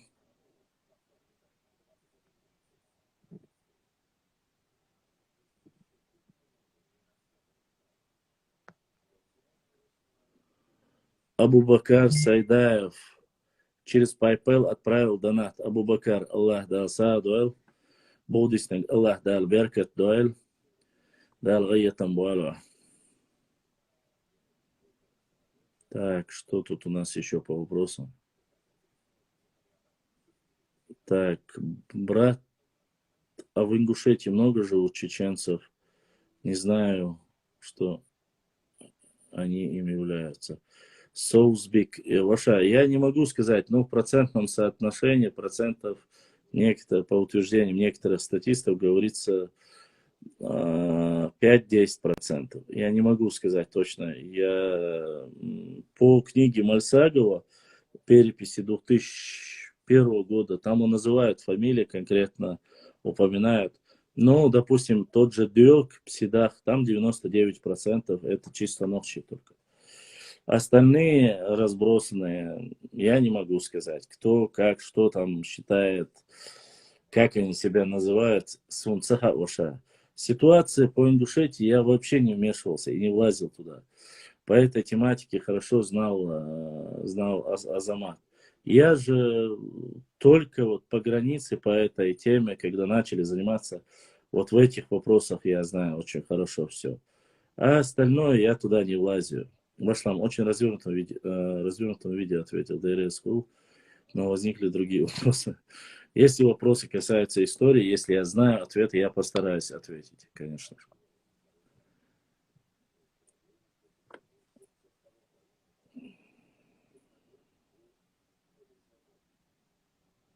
Ну, Акиюрт, да, тоже. Я 100% Акиюрт. Выжи, ну, я не называю каждое селение. Когда я вообще говорю, что просто с Псидахом, с Дюэл Кцианесо я очень хорошо знаком, поэтому Тигадек Хасу очень хорошо знаю. А остальные, там, каких-то других селений, может быть, конечно же, есть и они. Я не могу сказать. Да, сегодня, за последнее время, все чеченцы, Ваша, Соусбик, все, которые находятся на территории Нохчичуя, они, это наш Тухум, это наши Нохчи. Как я, как они, мы все одно целое. Что там находится в Ингушетии, я не знаю. Я не влазю в их дела. Расскажи про кабардинцев, отношения с чеченцами. Ну, кабардинцами я не скажу. Взаимоотношения черкесами я скажу. Я их называю всех черкесами. И адыгов, и кабардинцев, и всех вместе. Взаимоотношения были в разные времена по-разному. Были очень хорошие. Но, в принципе, если изучать историю, как и с самого начала, все-таки черкесы начали войну одновременно с нами, хоть и закончили через 101 год после уже массового исхода, депортации, уничтожения их. В принципе, взаимоотношения были и дружеские были, и более натянутые были.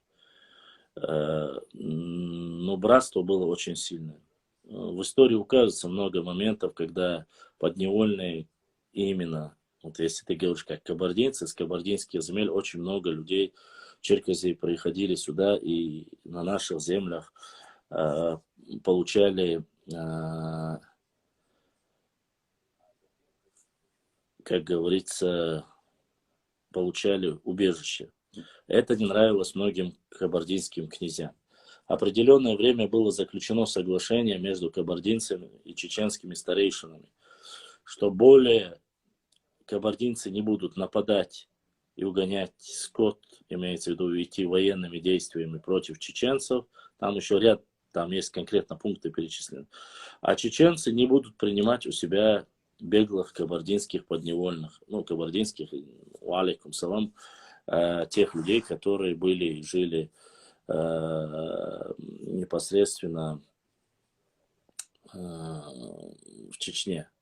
Но соглашение было принято, и этим соглашение сдерживались. Точно вот я закинул буквально предпоследние посты Игудович и остальные, кто рассказывает о том, как они пытались настроить против друг друга кабардинцев и чеченцев, черкесов, правильно будет, черкесов и чеченцев. В данной ситуации много раз прибегали к хитростям черкесские князья, они доходили до границы Малой Кабарды, и после этого отказывались, просто-напросто говорили, мы не будем воевать против своих единоверцев. Да, есть в истории, как бы нам хотелось или нет, были и браки между нами, этого отрицать нельзя. В истории они есть, и рождались и князья после этого, которые становились, хотя они были половина, как говорится, 50 на 50. Братские, хорошие взаимоотношения были. Определенное время, вне всякого сомнения, кабардинские князья, заручившись поддержкой царской империи, обладали огромными чеченскими равнинными территориями. Но все изменилось уже во времена шейха Мансура. Простой народ поддержал, когда начался исход чеченцев, с гор начали спускаться и отвоевывать свои земли. Кабардинские князья обращались, хотели подавить восстание и эти селения, аулы вернуть обратно под свой контроль.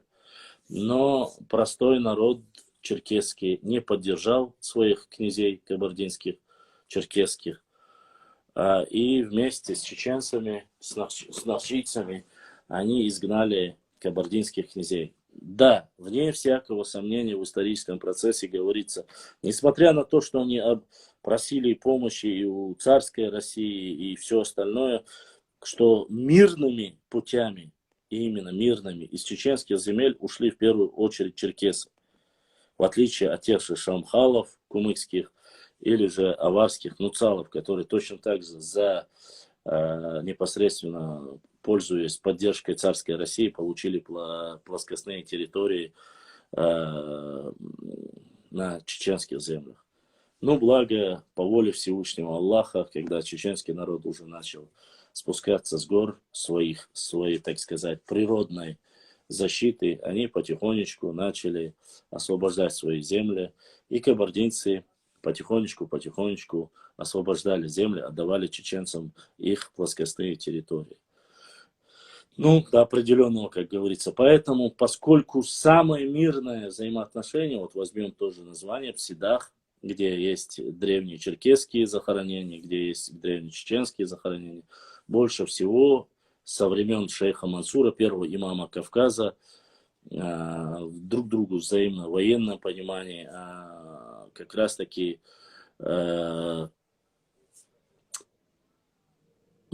помогали и заселили эти места, в алейкум салам, заселены эти места были именно чеченцами, нахчийцами, поскольку были очень хорошие. Но в более раннем периоде с кабардинцами у нас как бы взаимоотношения военные, больше сопротивления было, и мы никогда кабардинцам не платили дань. У нас такого не было. Поэтому грани 95 на свое усмотрение. Поэтому у нас очень богатая история, которая до конца еще, конечно же, неизвестна и не разведана, и мы ее полностью еще, как говорится, не изучили до конца нужным образом. Но благодаря сегодня нашим братьям, черкесам, они начинают скидывать материалы. И я их публикую, смотрю, проверяю, перепроверяю. Вот так мы достигаем, как говорится, более эффективного метода. Совбек, я не знаю уже на этот вопрос. Я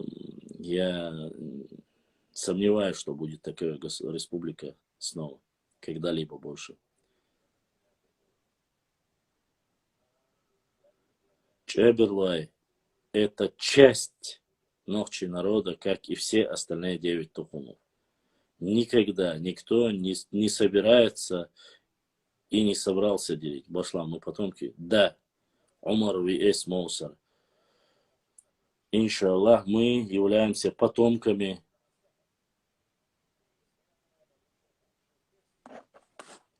пророка Нуха, алейхиссалам. Вне всякого сомнения. Но, Башлам, но, алейкум салам. Но, если я говорю, что мы потомки Ноя, я верующий человек, я верю в это, я знаю, что так. Я не говорю, что другие не потомки Ноя. Я этого не говорил. Но мы являемся, поскольку мы не обезьяны, а значит мы являемся потомками Ноя, пророка Ноха, алейхиссалам, поскольку он и его семья, это все, что сохранилось после потопа. И говорить сегодня, что мы не потомки Ноха, это говорит то же самое, что мы произошли от обезьян. Алейкум салам. Как видишь, не успеваю даже зачищать. Кстати, но хавич дагди асон цинцхилбол творткиаман خلبو قبل بوصل بسنا إحيى تخيلوا وش خيسون. Да, абсолютно верно. Я как раз таки хотел это сказать. Абсолютно верно. Да, я слышал от наших алимов. Все, кто даже сохранился, спасся, и есть две версии, что были, что не было. Все, кто сохранился вместе с пророком Нухом, алейхиссалам, на корабле, один из них не имел потомства, кроме самого Нуха. Поэтому такая версия есть, и она очень даже известна в религиозных кругах, поэтому эту версию мы не отрицаем. وإذا ميخل لات دوتش تيوبو تخطرش بالدلسة ميخل شاد عيالر هو بعنده دعيقنا اللي صبر دعيقنا. Смотри, я могу тебе объяснить. Делится на 3 этапа. Вообще считается, что первое появление Мехкела, его временной отрезок приравнивают к X веку. Вот якобы, что с X века, некоторые говорят ближе к Аланскому царству, с VII века. Поэтому по этой гипотезе, когда было Аланское царство, не вся территория Чечни входила в Аланское царство. Аланское царство это как раз таки предгорье, которое сегодня мы говорим. Вот эта опушка черных лесов, предгорье, то есть это и не глубоко, это Урус-Мартан, это Ачхой-Мартан, это Бамут. То есть предгорье. Не глубоко в горы, там Мялхис, Итонкал, Шар, Галанчуж, нет. Предгорье именно, там, где могли спокойно армии передвигаться, где была плоскостная территория и для сражений, и для посевов. То есть выбирать скалистые горы ни один государь не станет, если он не появился с этих мест и не будет там строить никаких оборонительную систему. Это могут только те, кто там проживает, то есть автохтонные народы, такие как мы. Вопрос заключался в чем? Когда появилось Аланское царство, имеется в виду ближе к VII веку, X, поэтому у нас на многих картах даже внизу написано Чечня, а сверху написано Дзурдзуки, Кистети. Ты видел, да, у Семена Броневского есть, у грузинских. Они именно записывают Дзурдзукети. Ты не заметил, Дзурдзукети это местность от Галанчожа, в принципе, от Дарьяльского ущелья, Галанчож, Итонкал, Шуит, Шар и Чеберлоймак. То есть вся горская гряда, где во время военных действий и наши исторические, наши все корни уходили в горы и тягат айлбоушкала, потому что обычные войны, те, которые там, особенно кочевые тюркские племена, не могли воевать, ну кроме Тамерлана, конечно. Поэтому Мехкел, как таковой, существование Мехкела, даже 10 пускай век будет, даже пускай это будет со времен существования, он был до имама Шамиля. Во время имама Шамиля не может быть одновременно две структуры государственные. И я объяснил тебе раньше, что обозначает, почему. После имама Шамиля Мехкел опять возродился, и по словам Мамакаева, кажется, было, или какого я сейчас не помню, одного из наших этнографов или историков указывается, что последнее собрание Мехкел на территории Нохчичуа было в 1900, то ли 14, то ли 17 год. Это во времена, как раз, когда происходила революция. Последний Мехкел Цуэнахел. Но имел ли он такие же функциональные обязанности, потому что территория была разделена. То есть плоскостная, Гинцевой ок, Халарнах, Охарнах, Теркистернах, Оля, была распределена. Почему делилась мирная Чечня была и там, допустим, и немирная Чечня во времена Ермолова. Мирная Чечня это была какая? Они брали огромные территории, завоевывали, сжигали сакли, всех уничтожали, угоняли скот, баранту. И потом уже, когда они шли в горы, если кто-то шел на переговоры или договаривался, они говорили, окей, огромные территории, земли, дадо на Теречный район, дадо Теркисты, территории, где исконно и так была. Но чеченцы не были готовы воевать в таких местах. Во-первых, срубали все деревья. Становились места просто латничдуклар, хундайе, беженлиело. Вот для этого она была пригодная. Но воевать как таковой, поскольку там можно было регулярные войска выставлять, можно было воевать, невыгодно было. И давались огромные наделы, и из них становились цараха хакмушба, понимаешь? И вот уже понимание о том, что Мехкел должен быть, что должно быть равноправие, не должно быть предательства, этого всего не могло быть в горной части. Поэтому там традиции более консервативные даже на сегодняшний день. Несмотря на те, сравните психологии и, допустим, психологии. Это земля и небо. Там многие вещи настолько категоричные. И даже в языке. Поэтому была разница. Возвращаясь к твоему вопросу насчет Мехкел. Уничтожение Мехкела произойти, окончательное уничтожение, только в том случае, когда был максимальный исход людей, то есть всех с гор начали выселять или уничтожать, или довели их до такой степени, чтобы исход с гор они спустились на плоскостные территории. А после ты не можешь сделать какой-то Мехкел, когда есть официальная власть, которая... Да, ну, Азбо, куда именно в период имама Шамиля Эльдерса, еще мы любим чулта, что конкретно цудаях, легканью, я знаю, роушах, это современный даях. Это все чисто инициатива Шамиля.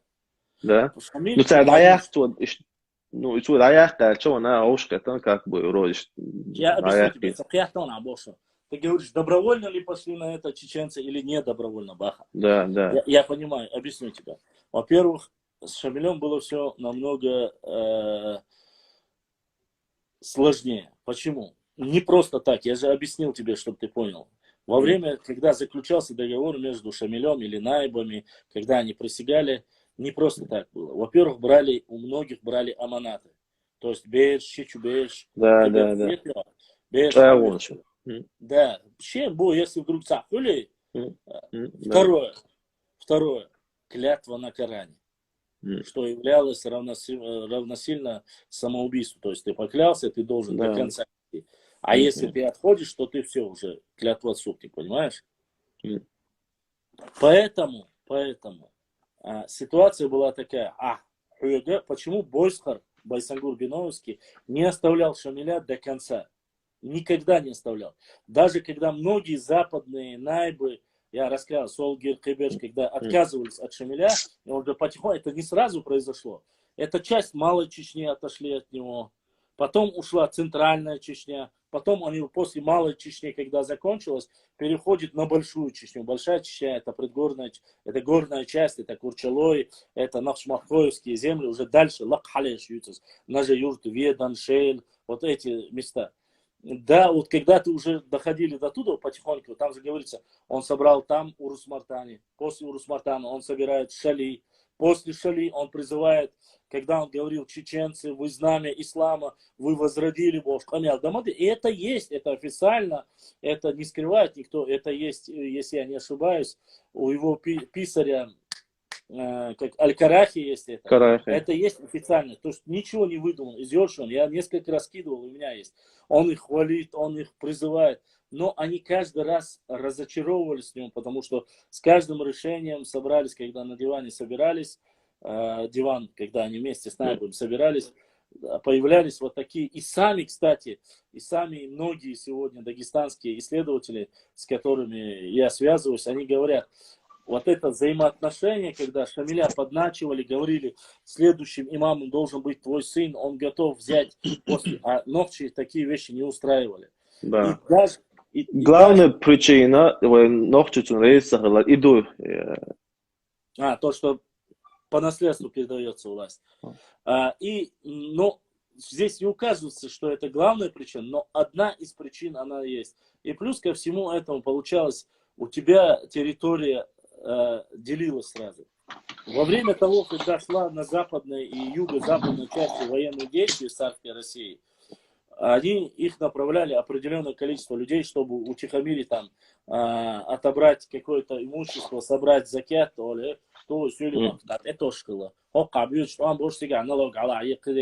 было ряд причин. И плюс, говорят, его подговаривали, подначивали вот эти сюли наибы, которые были и он начал ставить на территории Чечни, как раз таки, когда пишется о Талхиге, вот недавно я опубликовал, о Талхиге и Саадулле Гехинском, когда вместо них им назначили, над ними назначили, не над ними, а над всеми наибами он назначил уже своеобразного, ну так если взять в кавычках, генерала, Сюлю назначили. И Талхиг, и Саадулла Гехинский сказали, они не подчинились им. То есть они прямо заявили, что они не будут подчиняться, ибо они описывают в этих Кавказской войне, ибо они не считали, что сюли будут лучше знать или умеют лучше воевать, чем чеченцы на своей территории. И они отказались от этого. Но несмотря на это, Шамиль очень сильно любил их, ценил, говорит, и очень сильно любил. И Саадуллу Гехинского любил, и Талхига любил. Но вопрос, когда мы задаем причины от того, что, конечно же, Борятинский знал вот эти моменты. По шариатскому решению многие вещи, и Борятинский, и все остальные, в принципе, они знали слабости. И они знали, что у многих чеченцев они относились, с презрением относились. А уже во времена Шамиля, Шамиль хотел это все убрать, презрение, то, что они себя как записывают об этом, как его же, Дубровин. Дубровин же и Дубровин, и другие источники говорят, чеченцы всегда с высокомерием относились к аварцам, тавлинцам и всем остальным. Да. И вот эти психологические моменты прекрасно знали российские генералы. Они знали и вот эти прокламации, о которых говорил Хасан Бакаев, которые были подготовлены, за которые имам Шамиль сразу же по закону имама Шамиля сразу же казнили. Эти прокламации, что они говорили? Окей, мы, царская Россия, мы вам оставляем земли. Из-за чего же паника поднялась? Когда сказали, отберут землю, сказали сложить оружие, вот эта вся система не устраивала. И люди подняли бунт. Они поняли, что если отколоть Чечню, а Чечня это была житница, это была вся экономика войны и Мамака, понимаешь? И кроме как наших плодородных земель у них не было в то время нефть, рыба и домодателей имеется в виду в таком плане. Да. И они делают технично, начинают говорить, допустим, я живу в Большой Чечне, ты живешь в Малой Чечне. Ты воюешь, и я не всегда могу прийти тебе на поддержку, хотя меня отправляют собирать в Кунзах, там, допустим, закят, или там какого-нибудь нападения делать, на кушинцев делать, я не знаю, но я примерно тебе говорю, или на даргинцев, или отправляют туда. И ты думаешь, Соборди, Сотуамбиашу, моя территория горит, наше селение сжигают, мы здесь нету никакой поддержки, кроме того, что мы, воюем, мы в каком-то гипотетическом государстве, которое подчиняется только там имаму и так далее и тому подобное. А вот есть Ваня, которому мы против воюем. И волей-неволей тебе возникает вопрос. Ваня к тебе подправляет или какое-то соотношение, тебе приходит человек, говорит, послушай, он мамах тогда, он шадик, братан, и тебе объясняет, ваши земли вам оставят. ваше оружие вам оставят. Наделы, все у вас останется. Де юра и де факто найбы вы также на этих землях останетесь. То есть руководителем. Но вы должны подписать, что вы не будете воевать с царской Россией, не будете против нас. И они за или против взвешивали. Кто-то, конечно, понимал, что каким-то образом людские ресурсы не восстанавливались. Люди очень погибали.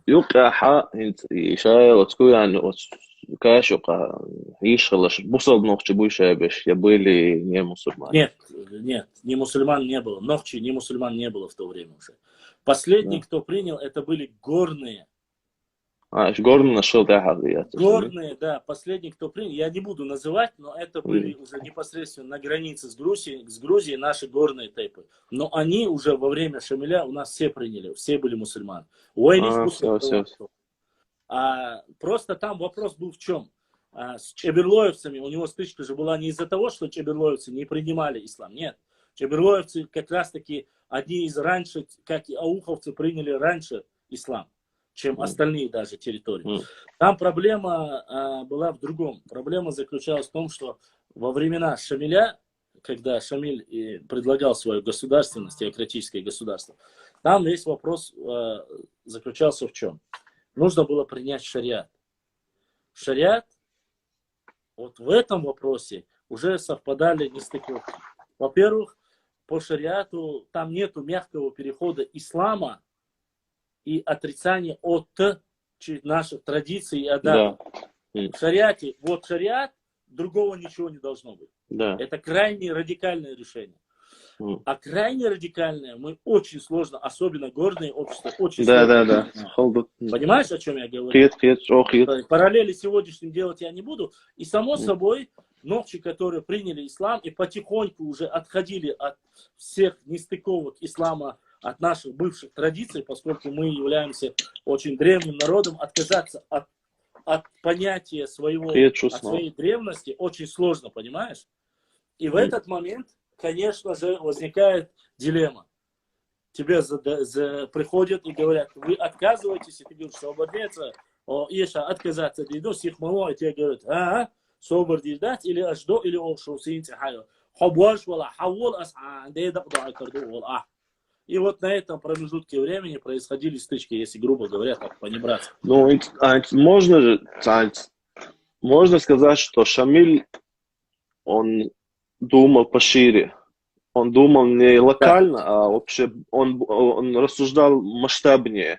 А уэйца более, уэйца локально, уэйляша, уэй интереса, уэйнаца.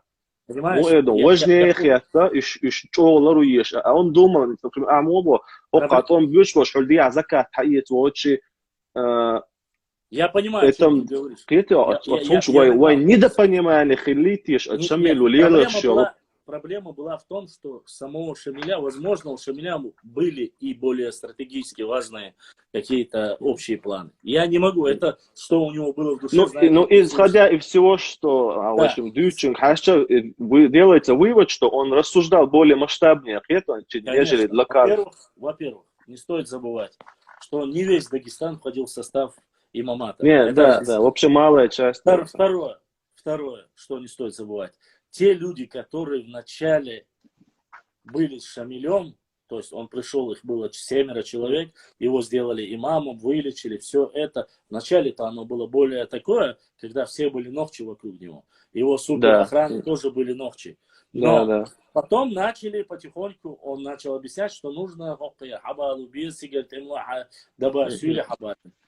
вначале это было нормально. Вначале это что? Когда говорится о Талхиге и Саадуле Гехинским, это уже через 10 лет. То есть в 39-м он пришел, уже в 38-м, 48-м, 49-й года уже между ними появляется некое недопонимание. Чеченцы не понимали, почему какой-то сюли, который пришел оттуда, должен управлять этими найбами или над ними должен стоять, когда они хозяева и они могут сами разобраться. Вопрос был в психологии. И само собой, по мере возможности,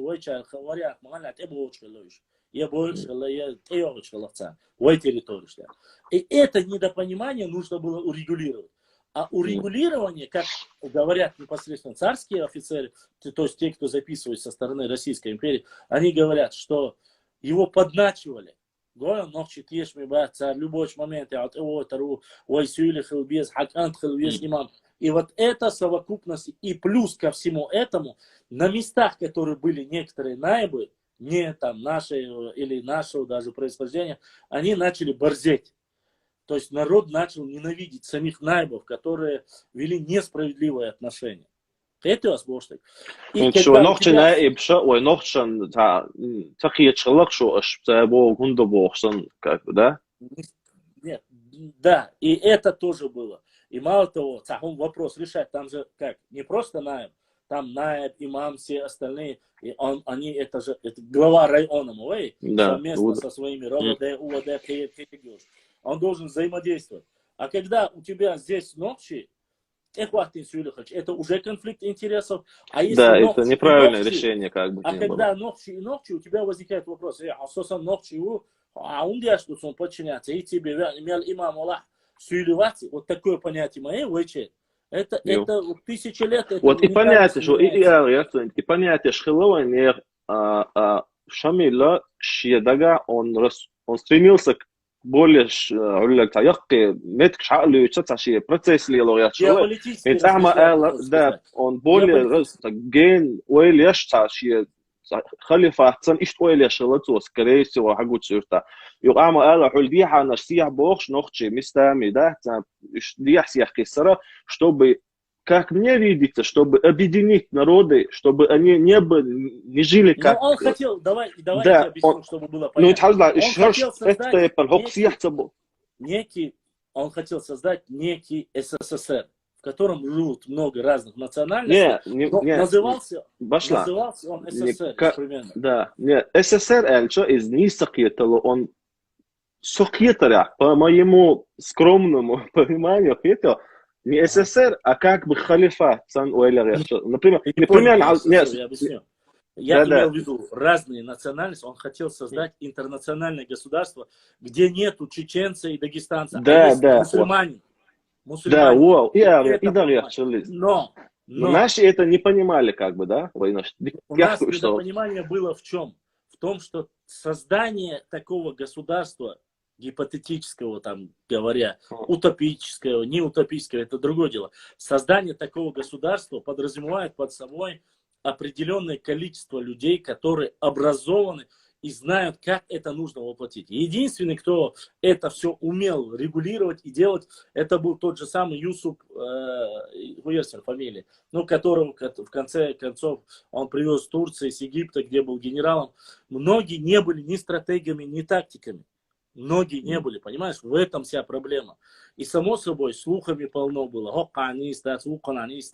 До сих пор два сражения, которые было, ни в одном из этих сражений в Шамиль Хиловац вообще. Бог, аж могу нахрениться.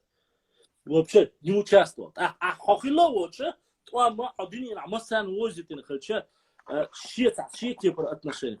Я не говорю, я не знаю, что было в душе Шамиля. Может быть, первоначально, когда он свою идею имамата воплощал в жизнь, у него были какие-то планы такие, чтобы это был халифат. Да. Подобие Османской империи. Да. Османской. Возможно. Возможно, это так. Если дальнейшие его планы закончились бы как у шейх Мансура. Но закончились они иначе. Да, но именно процесс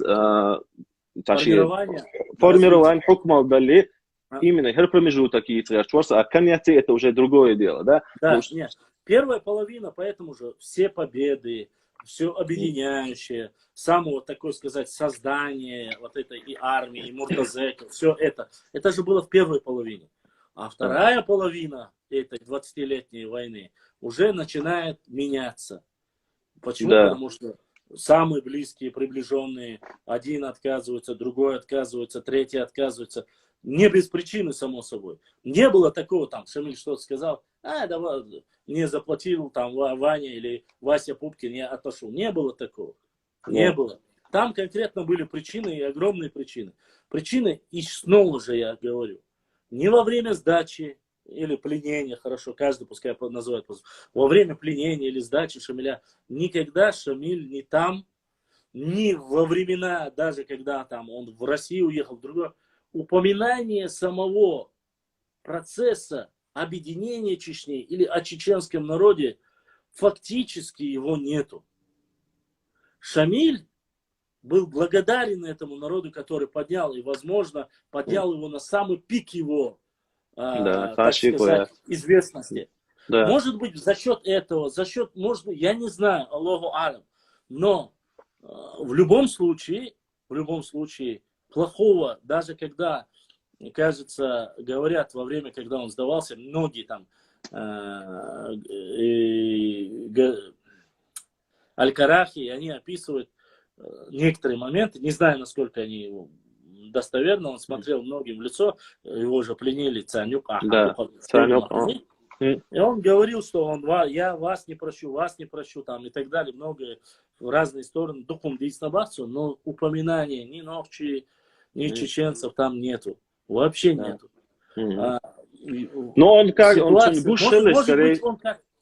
может быть, он как стратег, он, может быть, понимал, что человеческий ресурс, который был у Нохчи, у чеченцев, он уже израсходован. И использовать дальше, может быть, он как-то это видел бесполезным. Хотя, это сколько людей, столько и мнений. Сейчас я не хочу ни его, ни кого-либо с фонда Ача, Хюнда Аца, Уайдай, Шецунт, Ахвитин, Тхашараха, Туамбида. Не и дать, и сейчас обсуждать правильно это нет, проще. Нужно делать выводы, просто вывучить историю, это просто история. И понимать, сегодня сидеть в теплой квартире, за интернетом, за 1000 километров, где-то попивая чай, обсуждать о том, как было легко или трудно воевать, это намного труднее. И что касается, здесь был этот Хачаэл Лариска, который говорил, а правда ли, что Байсангур реальная личность, есть место захоронения, это национальный герой чеченского, это легенда, есть и его потомки, его братья, все есть. А таким ублюдкам, которые утверждают, что Байсангура нет, они были и с Востока тоже, но сегодня они сели в свою лужу, когда все оказалось намного... Я не знаю, может со временем где-то есть. Одно у меня вот сомнение. Во время, когда брали Гуниб, я надеюсь, что кавказских источников, может быть, есть и должно. Если попытка прорыва с Гуниба была, то однозначно можно сказать, что один из тех, кто попытался прорваться и получилось, это был Бойсфорд. Но мне почему-то, у меня несостыковка заключается в чем? Мне все утверждают, что Бойсфорд там, те, которые говорят, не было. Утверждают, что и что Гуниб это неприступная крепость, и что туда только одна дорога и одна колея. Однако, по источникам, когда берут этот Гуниб, и Аль-Карахи, и остальные, кто пишет этот момент, они говорят, там были какие-то тропы, которые зашли сзади, вошли на фланг и потихоньку загнали в эту цитадель вверх, прямо загнали, чуть ли не в один дом загнали Шамиля. У меня возникает вопрос, если русским смогли, царской России могли помочь пройти там через задние пути окольные или другие, почему Бойстер не мог их знать, почему он не мог прорваться? Я вижу в этом одну проблему. Во-первых, если это случилось так, то, конечно, тут уровень героизма совсем разный становится. И это очень сложно понять и осознать эту ситуацию. С другой стороны, ну да, сказали, тиндийцы сказали, там другой написал в своем романе, хотя еще не было ни Тимура Муцураева в жизни, никого, Абу-Зара Айдамиров. Они были сверстники, не стоит забывать, это не так, кто уж давно, 180 лет, 200 лет даже, пускай будет. Это 4 поколения. А мы знаем, примерно, сколько длились бои за Масла Бахас, сколько длились бои за минутку Аллаха, ну и Согала Ашула, ну, они длились там, описываться, конечно, будет в официальных новостях, что взятие минутки произошло там за час-полтора, а мы с тобой знаем, что это шло, 2-3 дня. Само собой, останется то, что они зафиксировали, а не то, что мы с тобой сказали. Да. Мы передадим своим детям, и через 4 поколения минутку взяли за 1,5 часа останется. Да, Понимаешь?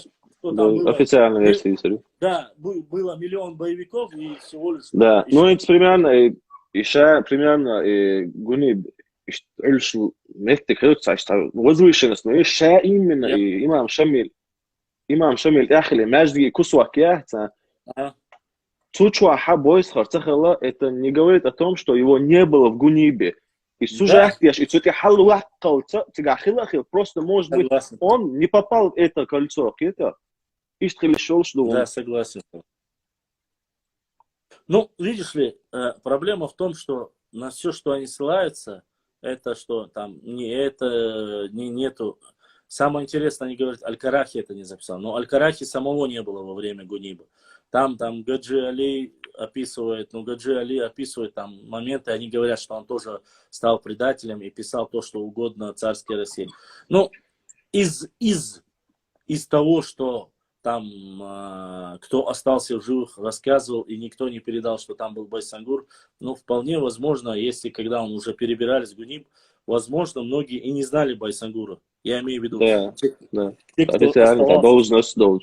Да. Лозерный. Другие утверждают, что, вот вы говорите, наибом, он не был никаким, какая земля, но он был наибом, однозначно он был наибом, и наибом Биноевского общества он был. А с другой стороны, если Шамиль описывает его... Куда ногова, Цюли? А? Цюли, да ногова, историк, ва? А. Цубар, шик наградил, лушу и Шамиль, шик Нет, наградил. Данаго я слышал, да, он о мужестве, о героизме говорил, он говорит, что не стоит приписывать даже вполне себе такого героя был он. Проблема в том, что история это очень такая штука, видишь, что у нас произошло с шейхом Мансуром. У шейха Мансура ведь тоже 2 версии, хотя мы верим одну только из них. Да. Гибель шейха Мансура, первого имама Кавказа. Его первым имамом Кавказа не признавали определенные лица, говорили, это не так, как это так. А оказалось, что реально его признали, и об этом пишут черкесские ученые, и многие говорят о том, что сам шейх Мансур заказывал у черкесов 20 тысяч седел для своих лошадей, уже говорит за человеком, ты должен понимать, в самое крутое время у имама Шамиля армия была всего состояла из 20 тысяч. Но потом уже говорят, некоторые уже указывают, что их было 40 тысяч. Но в начале и не было столько даже. И не забывай, что все-таки имамат, Дагестан и Чечня, там 2 региона. 2. Хотя он и свою сферу влияния и распространял на других. А вот у шейха Мансура, я ни в коем случае не поднимаю одного выше другого. Нет, не надо. Но все-таки за шейха Мансуром шли кумыки, нагайцы, даргинцы, лезгины, кабардинцы, адыги, ну и все остальные племена, чеченцы. Некоторые даже указывают, что некоторые племена даже говорят, то ли кударцы, бусумныш, милныш, буцаров. Они даже говорят, некоторые были от осетин. Ну, я не могу говорить точно, поскольку не знаю фамилии, кроме того, что говорят, что были. Но это был все-таки у шейха Мансура была другая цель. У шейха Мансура была свободный Кавказ. Да. А у имама Шамиля было теократическое государство. То есть все в исламе, которые были. И здесь понимание, что я хочу сказать в этих исторических процессах. Даже смерть своего, дегорцы, даже смерть своего национального героя мы сегодня не можем. Они говорят, он срочно заразился от чехотки, умер. Другие говорят, что его проткнули, этим штыком убили, поскольку он там во время гнева убил одного из охранников. Тоже такая, сколько ситуаций. Но если это так, если это на самом деле так, сегодня, чтобы была какая-то историческая справедливость, они же могли сказать, вот здесь захоронен шейх Мансур. Все. Этим бы было все сказано. Эксгумировать, перезахоронить или что-либо сделать, чтобы хотя бы исторически кто-то задонатил бы. Это, походу, тебе, братан, кто-то задонатил. Но в любом случае, что бы ни происходило, что бы ни было сказано в исторических процессах, где похоронен голова того же Гаджи Мурата, и многие другие процессы неизвестны. Говорить, что был там Байсангур или не было, я не могу. Факты, мы их ищем. То же самое. Ташу Хаджи Саясанский, один из лидеров, очень знаменитых лидеров. Его национальность до сих пор оспаривается. Захоронение его, так, Аллах, это было, это дана, его захоронение, его происхождение, оно очень, очень, как говорится, стоит в рамке таинственности. Ахмад Сулейманов описывает, что он был из Тайпадышни, что его дедушка был Бобхаж. Другие говорят, что он был Чвантро. Другие говорят, что он был Гунки. Естественно, Вокхаж Олксона, чтобы было понятно, о ком идут. Ташуходжи Саясанский. Поэтому орел неизвестности в этих исторических моментах очень много.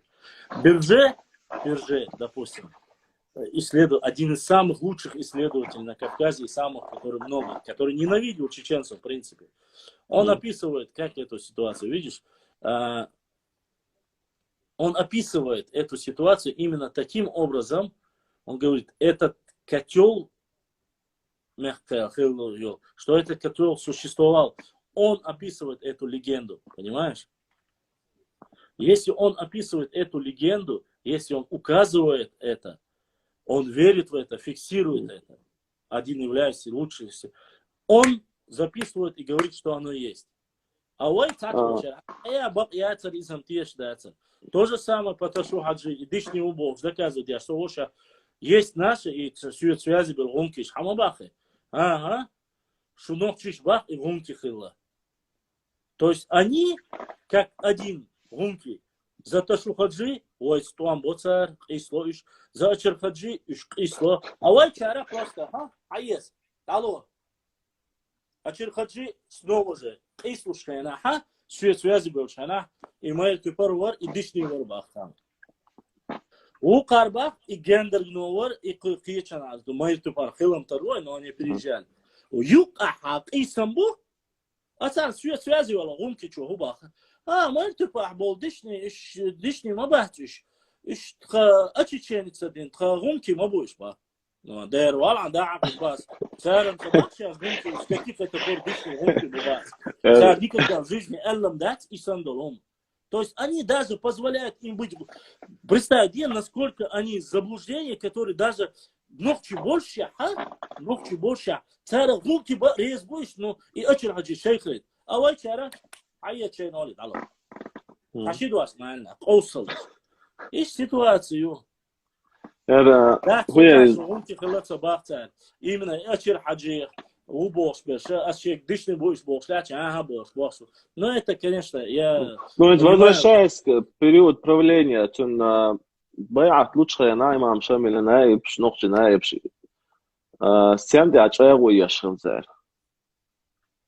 Имам Шамиля? У них выбора не было, царь Варан дядуй бойчила.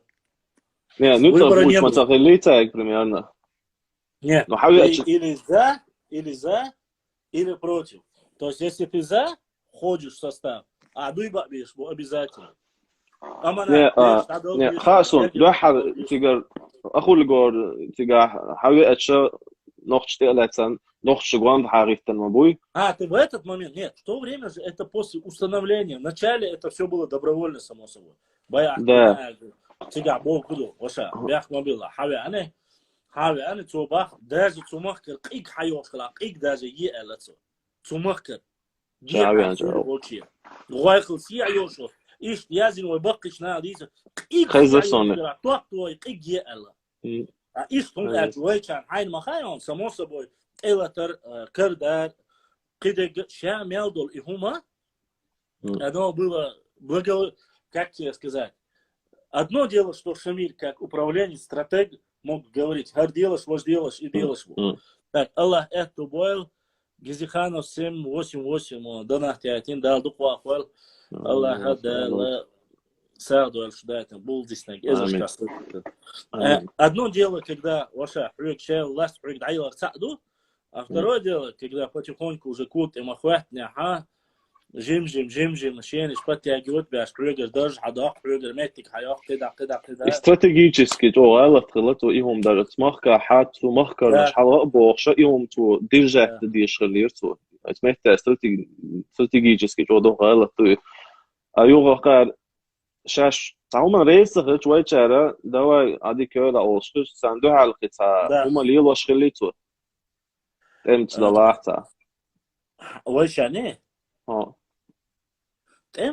تمش بناء متك باتسيجا دعبوش بس نو وي تريتوري مو يون عشان ونديك مخاي مش دعوة ويشو سوا ويشو وجه все твоё сдаться дабо он чул это синценция ситуации сплошное ханшкало а прямое столкновение стало я нигде не видел такого чтобы شبيه عدويتين شوط يا دعبه انا غاستشن حلقه بيقول صندوق الطعام بين نيجدي تكون فيديو صنعت كده يا زيت كده да استن الخير но да уже как говорится кидаться чтобы Шамиль там сказал убить Саадулла цуцаветин Талхик цуцаветин Батуко цуцаветин то есть сундук бешкал был наиб что цахалак цабайтин Губаш это другая Губаш не был его наибом Губаш ситуация совсем другая. Во-первых, Губаш никогда не входил в состав армии имама Шамиля. А во-вторых, это ситуация, когда свободный нрав и воля, воинственность Губаша была направлена прямым, как говорится, образом только против Шамиля. Хотя он не пощадил никого, имеется в виду того первого, кого он зарубил, был его переводчик. Но это уже другая история, Губаш. И я ебать, мягкий. Это был байтер, губа عنده الخيط. Ну, это очень просто. То же самое. Ни мягкел, ни ей не нужен, когда ты говоришь. Во-первых, на этих... Не, إيش ده мягкелом по сути خليل ده تونه شريعة управления وشنا не шариатский управление وشنا уже тагутсон. У тебя демократическое государство. У тебя есть конституция. Да. И у тебя есть парламент. خليل ده تعطي парламент. Парламент, примерно, я тебе объясняю. Парламент – это мягкел, а конституция – это ей. На этой конституции написано, кто чистый, кто из этого рода самых древних времен. Уничтожив конституцию, уничтожив парламент, что остается? Остается только свободное поле, собирать всех под общий... Сони цугундайтан алхиет хаям примерно. Там в какой-то период уже ين حق يحصونهم شليلو بيقول بالخل مجال خيطهم чтобы تجنيه تعوشة تهور طيب لشيء يخلا نو أبش شاد دول طيب تشوم عوش كيش خل بقي بوي ну да какой-то период они начали дальдин хирда но какой-то период они начали скорее всего как бы на таберкат досан хумш خيتشا وابتشنا تعخلش دوم شخص خيت بيول بلتشا чтобы قطع شركة تدوري إيهم долж дайтен خير دو الخيت я не думаю, что не чтобы уничтожить я понял, о чем ты говоришь, но я не думаю, что это религиозный фактор. Почему ты не считаешь? Я считаю, что он уничтожил его только из-за того, пока существовал бы, даже если существовал, я вот являюсь, представь себе, вот я вместо Шамиля.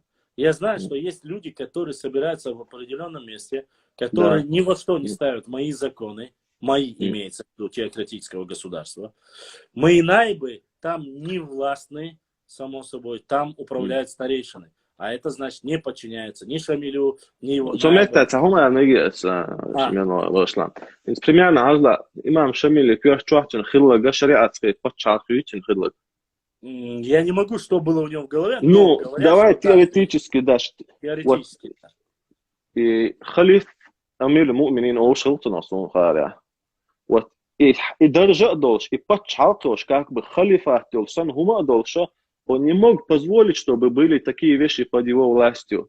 Из-за وين إيش تقيت تلوي но любой халиф حلقة خليل تحنا خليف تحنا عثمانский империя تحنا يقي ديرجة يشكح كل تردوت شو مش دوي.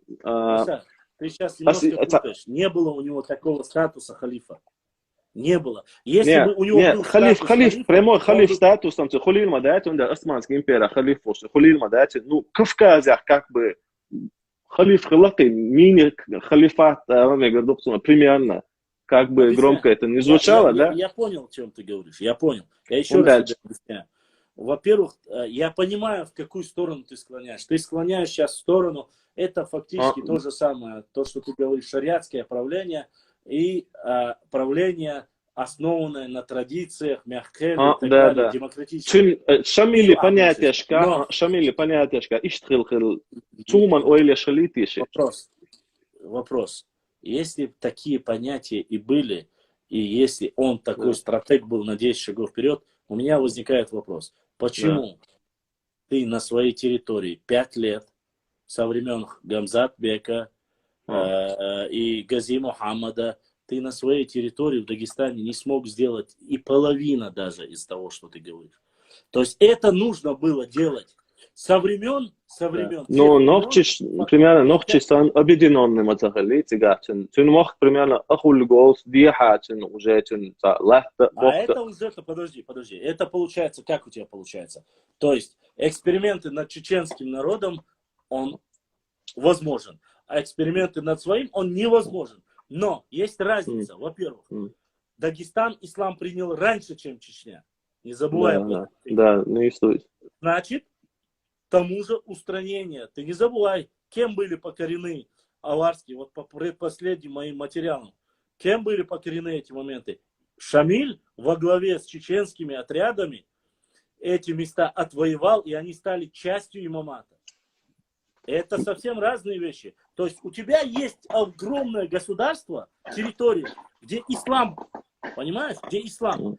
Но ты не можешь там устроить этого государства, ты не можешь устроить, не можешь сделать там ничего подобного, которое ты хочешь сделать в Чечне. Я думаю, что все-таки ситуация немножко в другом. Мы почему-то видим в правлении Шамиля такое некое идеальное государство, шариатское государство. Нет, в моем понимании это нет такого. Я считаю, что абсолютно нет. Во-первых, если бы это было идеальное государство, вот тех моментов, которые были, сплетничали, говорили, докладывали, один наиб стучал на другого, люди стукачили на третьего, они подводили, сделали, что вот эта массовая ненависть к Шамилю, его бы не было, если бы все было, как ты говоришь, идеализировано. И вопрос тут не мягкий. Между прочим, ейлачи нога абе ногчишик мавай, ногчишин наиб вахаяца, гуд ирчукас уничтожить бильмабаиш. И многие знают, каких тейпов они были. Но они это решали, когда им объяснили, сказали, война, ой, бусул пача, квалуряц, их мялду элла, дабоватенуш. Они уничтожили. Изменилась ситуация? Не изменилась. Вот это раз. Во-вторых, Чеберлай, когда уничтожили фактически весь тейп в крови затопили.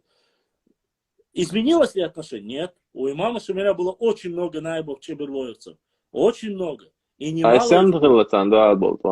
Но еще раз я объясню. Когда тебе объясняют, вот у нас есть плохая черта нашей национальной, как бы, религиозном направлении. Мы крайне радикальны бываем, когда нам только дай повода. Это крайне крайне радикально приводит. И то же самое, ничего не изменилось. Прошло 200 лет, то же самое и сейчас. Если нам дай возможность, мы будем крайне радикальными. Но это неправильно. Да, тот, кто не знает психологию чеченцев, он должен понимать, что трансформация в религиозном плане, возьмем пророка Мухаммада, саллаллаху алейхи вассалям, любимого, лучшего из всех, он же не пришел, он же не сказал, Абу Бакр, Умар, Али, Осман, собираемся, давай до конца рубиться бирдой. Не было этого, Оша. Я к чему тебе говорю? Когда происходит мягкая трансформация, объясняет, распространяет, оно намного быстрее распространяется. Поэтапно рубишь. И когда приходит тебе, допустим, Дишни, Гухуай, Майстой, Хильдиарвай, которые всю жизнь воинственно, я возьму горный район Швейцарии, Шатоевцы и Чеберлоевцы, вольно, всю жизнь свободные. Любой аян, монгол, ла, татары, ла, бутки, баричера, любой ник, эвоч, инбо, ногчи, шахави, она, сюричу, харадия, вожадия, элча, диабог, инфуду, дел элчин, с Швейцарией связи больше. Вот то же самое не потерпели. И с Губашем ситуация, это как раз таки показывает эту нелегкую ситуацию. У нас просто-напросто, к сожалению, я думаю, Менталитет, учитывая, что есть, да, когда он собирался устраивать, вот как раз-таки Борятинский очень даже знал психологию чеченского народа. А если, допустим, Маслак Бахас, каким бы ты радикалом не был, что бы не было, представь себе Халошву и Люля Уш. Карвана, Шамилёв Шибал Дахади Олшун. Ему отрезают губы. Пройдет 10 лет, но ты этого не простишь, а ног чувала. И у тебя это все время будет в сердце. Потому что после этого Гергерса Гвелла. И вот эти моменты, Уачир Шундер длится 100 лет, 50 лет, 90 лет. Дадью Кардош. Из поколения в поколение, Вот это ментальность, это психология нашего народа, она... Из ситуации, почему, допустим, свои религиозные деятели, те же устазы, которые проповедовали ислам на нашей территории, они ведь насильно нигде не делали. С четками ходили, рассказывали, ярди, гардин, душам. Шейх Мансур. А что шейх Мансур делал как? Шейх Мансур, шетхот и халавял. Хайкам бина нахи. Мала хараш, лач моя хараш. И при нем описывают же, люди, которые пили, курили, отказывались.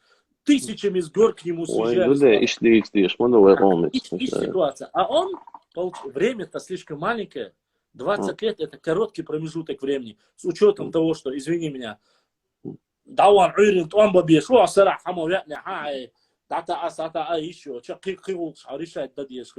это не так просто. Это не сейчас позвонил по телефону. Ты не забывай, что на 4-5 селений был один Коран, если не на 10. И многие не знали вот этих глубоких тонкостей. Самый достоверный перевод Корана. Коран яшел. И султан, который Медине одошел. Разница уровень образования какая у султана, какая у меня. Земля и небо. Поэтому, когда меня спрашивают насчет религии, я сразу говорю, что обладать энты. Шунхат ляй. Если бы вы по истории спросили, я могу. Этнографию я могу. Но остальное мы не можем. Поэтому судить сегодня о том, что он, Шамиль, был такой идеальный, это идеализация именно.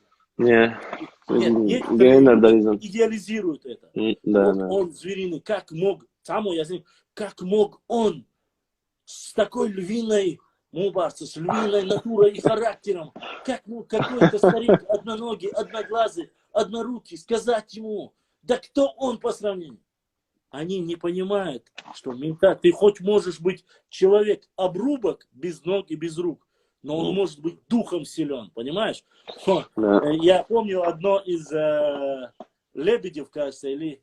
Нет, это один из российских журналистов рассказывал, как в Ханкале произошел случай, когда привезли после очередного рейда, привезли одного из боевиков. Он был, говорит, как они сказали, двое было или один был, он говорит, у него был такой звериный оскал, что генерал, я могу сейчас не помнить эти подробности, но это рассказ журналист, с кем мы воюем. Вспомнил, это Кураев рассказывал, религиозный деятель рассказывал. Как раз он рассказывал, с кем мы воюем. Он рассказывал своим студентам. И он говорит, когда привезли, говорит, а это был, говорит, генерал ФСБ. И начали вот что-то издеваться, то ли перевязанные руки были. Военная база Ханкала. И то ли пнули его, то ли что-то. Перебитая рука, Дугин, да. Перебитая рука, ноги были. И вариант, пес Аллах Тамира, в этот момент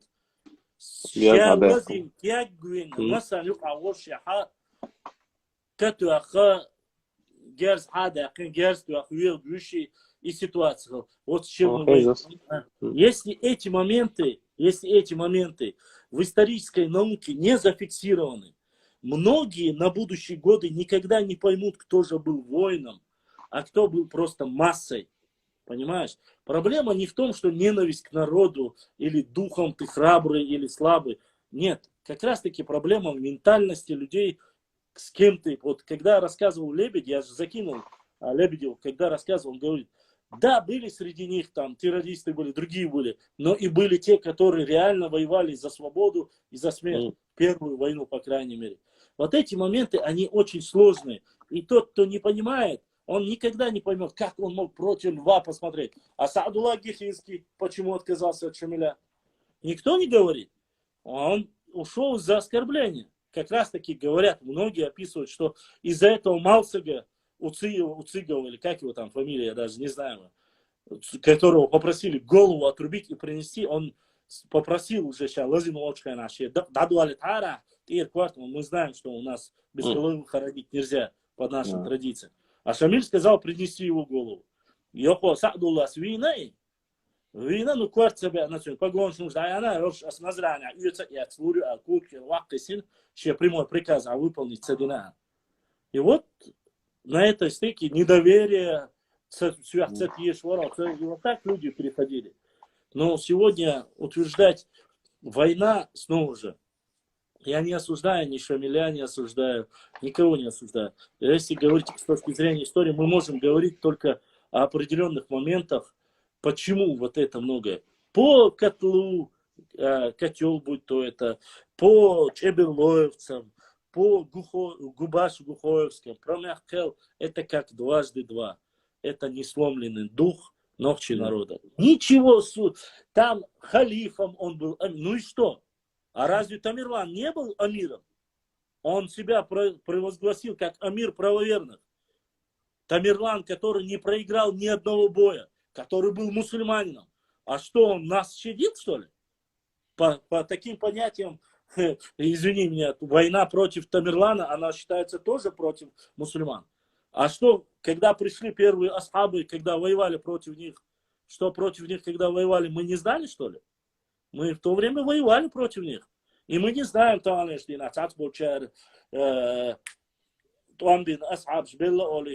мы не знаем, от кого они пали. От нас они пали. Потому что хазарский каганат в то время владельствовал нашими территориями. И мы должны были обязаны по уговору, если будет война у хазар, мы должны были выступить против них.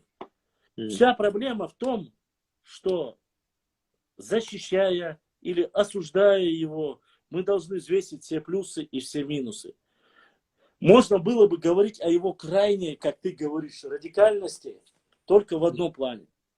Сегодня, когда ты спрашиваешь у специалистов, почему же произошло то, что произошло в конце его жизни, являясь стариком, с учетом того, что он там мечети подхватил, сказал, я буду биться до конца, я не сдамся, там каждая версия разного этика. И несмотря на все это, когда мы говорим, начинают говорить, женщины пали на колени и сказали, что вот пощади и так далее, и у его сердце смягчилось. У меня вопрос. За 4 месяца до этого он был в Чечне, но в Чечне. Тысячами гибли наших матерей, тысячами гибли наших сестер. Почему в то время не смягчилось сердце? Задает им этот вопрос, задаешь. Этому же данному и всем остальному. Они говорят, ну, в то время была ситуация разная. В то время за ним были определенные войны. А во время, когда он попал шел на переговоры, уже не было. Вот подожди, как у тебя? У тебя сердце смягчилось, когда ты остался один, а когда вас было много, не смягчилось, что ли? Любой элементарный человек может. Я думаю, вполне возможно, он хотел сделать государство. Он понимал, что мягкими путями среди чеченцев, среди ногчи, не прокатит. Это отрезание губ, то, что в яму... И вообще, и هم میچرد هم تطير مو تتوجن تيشت болчки цигар казан میچرد. Я честно сказал, Ваша, это уже, это, я думаю, крайне инсмоду. Вначале же вроде бы, как и Саудовская Аравия, отрубание руки, там за дерево могли тебе, а даил штраф, они вешали людей. То есть ирх там на деревья прямо, если ты не отдаешь ирх эти моменты описывают царские войска, когда после, уже когда они освобождали, они спелеют, и они ямы вот эти, все это находили. И это, я не знаю, может быть из-за того, что характеры и нравы были намного суровее в то время. Я не уверен, что это надо спрашивать по шариату, имеется в виду у теологов и кто хорошо знает ислам. Возможно, можно ли прибегать к таким действиям, но, к сожалению, суровый нрав нашего народа, не учитывать ментальность его, и за определенный короткий срок сделать из него какое-то государство, это не то, что невозможно было сделать.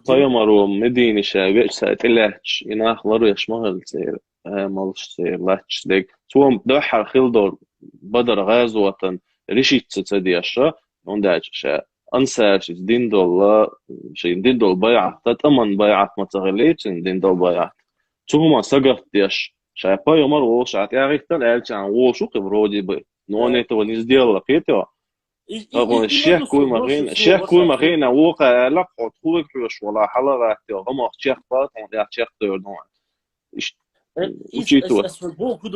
мы когда говорим, в чем, мне кажется, наше балабольство?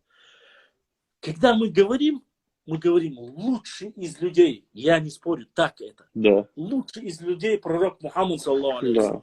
Валлахи, биллахи, нету никаких споров. Да. Но, когда мы говорим, что он лучше людей, закрывается дверь, мы делаем не то, что он делал при становлении строительства государства, а лучше, чем он, это никто не сделает. Почему тогда не применялись его же методы Идуса Хаттан? Если мы заходим, с точки зрения религии, если мы заходим с точки зрения... Но с другой стороны, мы возвращаемся, он знал суровый нрав адатов чеченских, и он решил таким образом быстрее, чтобы приняли и поняли. Да не примут. Тем более, конечно, это как раз таки и есть, что и погубило. Сегодня, когда мы даже об этом говорим, прошло 180 лет. Я больше чем уверен, 95 человек, из 95 человек, 90 человек никогда в жизни не согласятся с такими методами. Никогда. Почему? Потому что это можно гипотетически, там кому-то отрезали что-то, или дерево отрубил, повесили его, соборди, и повесили, хадавала, хашичвала, ты помощь, так худой.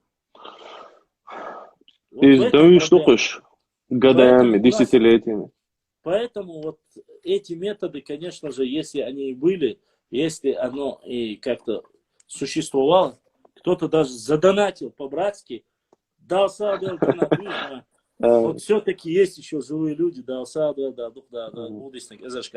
Башла. Из ханот я шамал диавальти аш шенату ديتني ليلي نيتو موت وان دحلو يجي نقش مو صوتو بيزي يخمش история была дехкан был больше там не были чутишь мو гудус. Есть официальный киев, что еще? Да? Да, конечно. Это официальные документы. Это официальные документы. К сожалению, как бы я не хотел... Моша, как я могу отрицать? Многие говорят, что Калуга... Да нет, это неправда. Извини меня. Они записывают, что он был на балете, они записывают, что он был на катке, они записывают, что жены там катались на санках, они записывают, что у него дом был, из этого дома они музей сделали, они все фотографировали, фиксировали, есть расписки, где он получал там зарплату, расписывался, это все есть, как я могу это отрицать? Просто проблема, знаешь в чем? Сегодня спорить со мной намного проще и сказать, что я такой бьюхун, понимаешь? Нацики и так далее. Да. Но русский вани я бахарбат. Вот в этом есть разница. Конечно, с чеченцем намного проще, но проще ли... А там не один человек забыл, Ваша. Там были 3-4 человека, которые его эти автобиографии записывал и фиксировал. Там и женщина была, и мужчина был. Руновский был, и Чечерина, кажется, ее фамилия, который утверждает, что он даже сказал, что третий отец Шамиля был Кумыком Бож. Это же не мы взяли. Это не наши, что у нас нету там таких ученых, которые занимаются непосредственно шамилеологами. Нет у нас такого. Поэтому я считаю, что, конечно, в данной ситуации очень сложно спорить с теми специалистами с Российской Академией Наук. И та же самая Патя, которая утверждала сначала, что нету Байсангура, а потом есть. Данова-то это еще не такой историк сильный, чтобы прямо что-то сказать. А вот та, которая ездит в Российскую Академию Наук, поднимает там архивы, занимает, она же столкнулась, и она видит. У русских и вообще у исследователей того времени, они всегда все фиксировали. Каждый дуаш что. Ну, видишь ли, сказать, как нужно воевать против чеченцев, им дать, я думаю, что он их нрав мог сказать.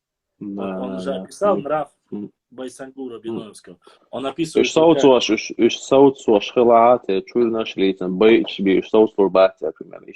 Да, в принципе, это как вот тактика сегодня в Израиле. Как проводят сегодня, ведут себя в Израиле. Сделали что-нибудь? А то он царской империи служить персик делаешь. Да, царскими генералами. Но они говорят, что кто-то был и на турецкой, так, кто-то... Затем, кто из нас, кто покинул нас от действия врага, через PayPal Европе, неважно сумма, братья. Важна поддержка. Важна поддержка. Турция царская империя примерно отношения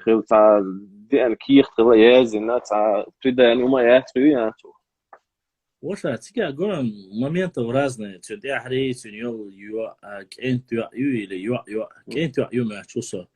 Керст динул эфио пигмари, она больше буквально ходит шал, официально новости, а говоришь, раскрыть массара. Так, ищет момент. А вот каких-то там, если вы увидите, что украли коня туда-сюда, ищите его в Чечне. Так, я, честно сказать, прямо чтобы указывать, сказать, тут какая ситуация?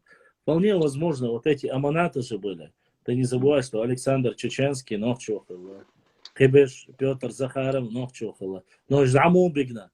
Они были, многие, кто был на военной службе. Это в то время считалось эталоном.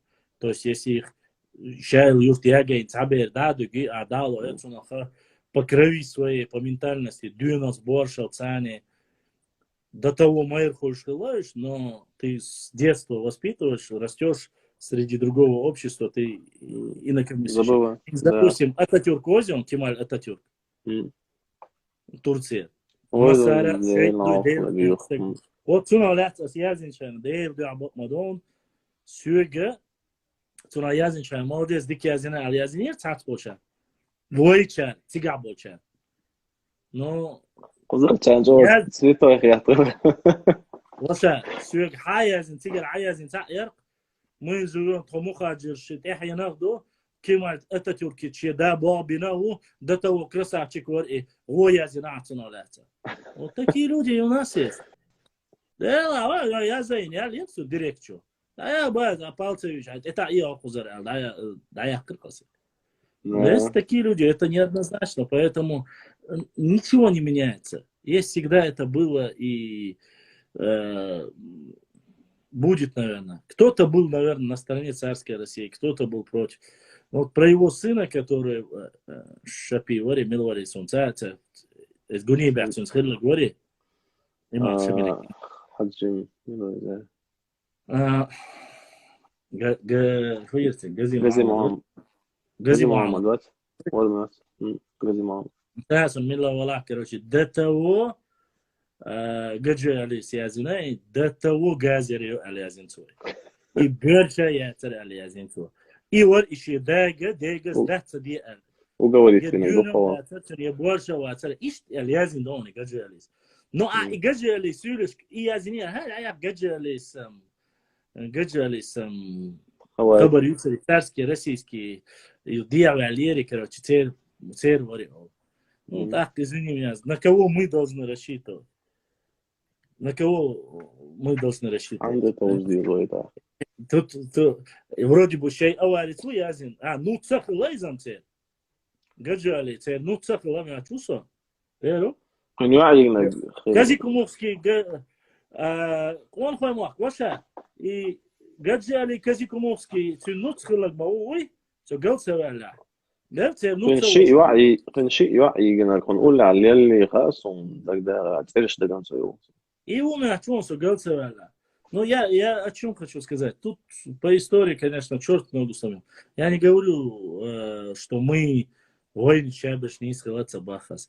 Я и не исхалаться бахас. Но я для себя сделал вывод после этой Кавказской войны. Аллахи, биллахи, талахи был. Что не должна быть, была другая кавказская. Я считаю, нет, другая Кавказская, мизм Аллах дервачуса. Нохчичун, вош, дуатта. ناقوست نقش بيخيروات وي قومخي وي مخك دوغ وي بيلازردات والله сотиес мацатиес даже и бусу дин использовать дяхве то просто вой использовать дин вой метагда вой тламбоче вой имила бинче вой бахняха и все это чаптор что хой вой эдиче Он лысак айна гух. Суна в любом случае хуадича хаму алирича кроштега динага вайнохчи комана хилаш вайдоуши. Сун цагина да цахари ла цадоштара. Сун цага за садула стохиген до алтон бинабош. Сун цага за батукоса шуайт молац тон бинагоши бош. Даже ташу хажуй, ташу хаж, сайсанский, ташу хаж. Даже цуа щенает, что делает он цабина. Цуам ща выиграть дин щаха, шамиль имам хватывает, третья атайна. Абдурахман Газикумовский, да, перепутать надо. Поэтому я считаю, что войниш, войн, спараллели но, да, но хорошо там были, хочу я анбол, чубахкен. İzce söyleş, izce kamiyasını, izce teşen bırakmayın, İzce da bağır bu. İzce halık deytirvay. Атагана еще мы герои, царь Йошев ролик. Я взял вот это ружье, и мы прогнали, у них пятки сверкали, они бегали, босс, помилуй яшку. Так, все и это все националисту. Это все осознанно, сунда оли сунацик.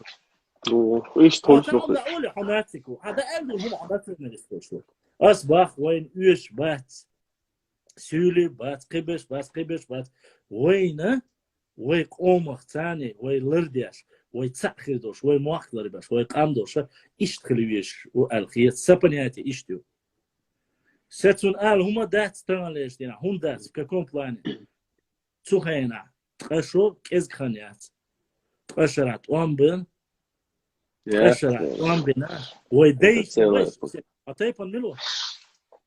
Чину. Ну, тебе трудно сказать, конечно. Мне труднее. Чинхуаш, хилом хилат инсани, но массар поддержать цевина, чинхуаш поддержать цевина. Суалачу, хинц дука болчер, аш болчер, ламбин болчер. Тану цаухум вай олш хули. وين خا ديز ويديشن أورشته ويديشن هو عليش ياتسوي بوكد إيش بوصل بخلا إيش تأمس خلا إيش قدك خلا но к сожалению سويك خاتشة كوارجي بوصل علم إنس допустим разница ياتسوي многим тоже не понравится тот же Ливайлял был учителяш ойляш усташи такой киши ياتسوي имам Шамиль ياتسوي и это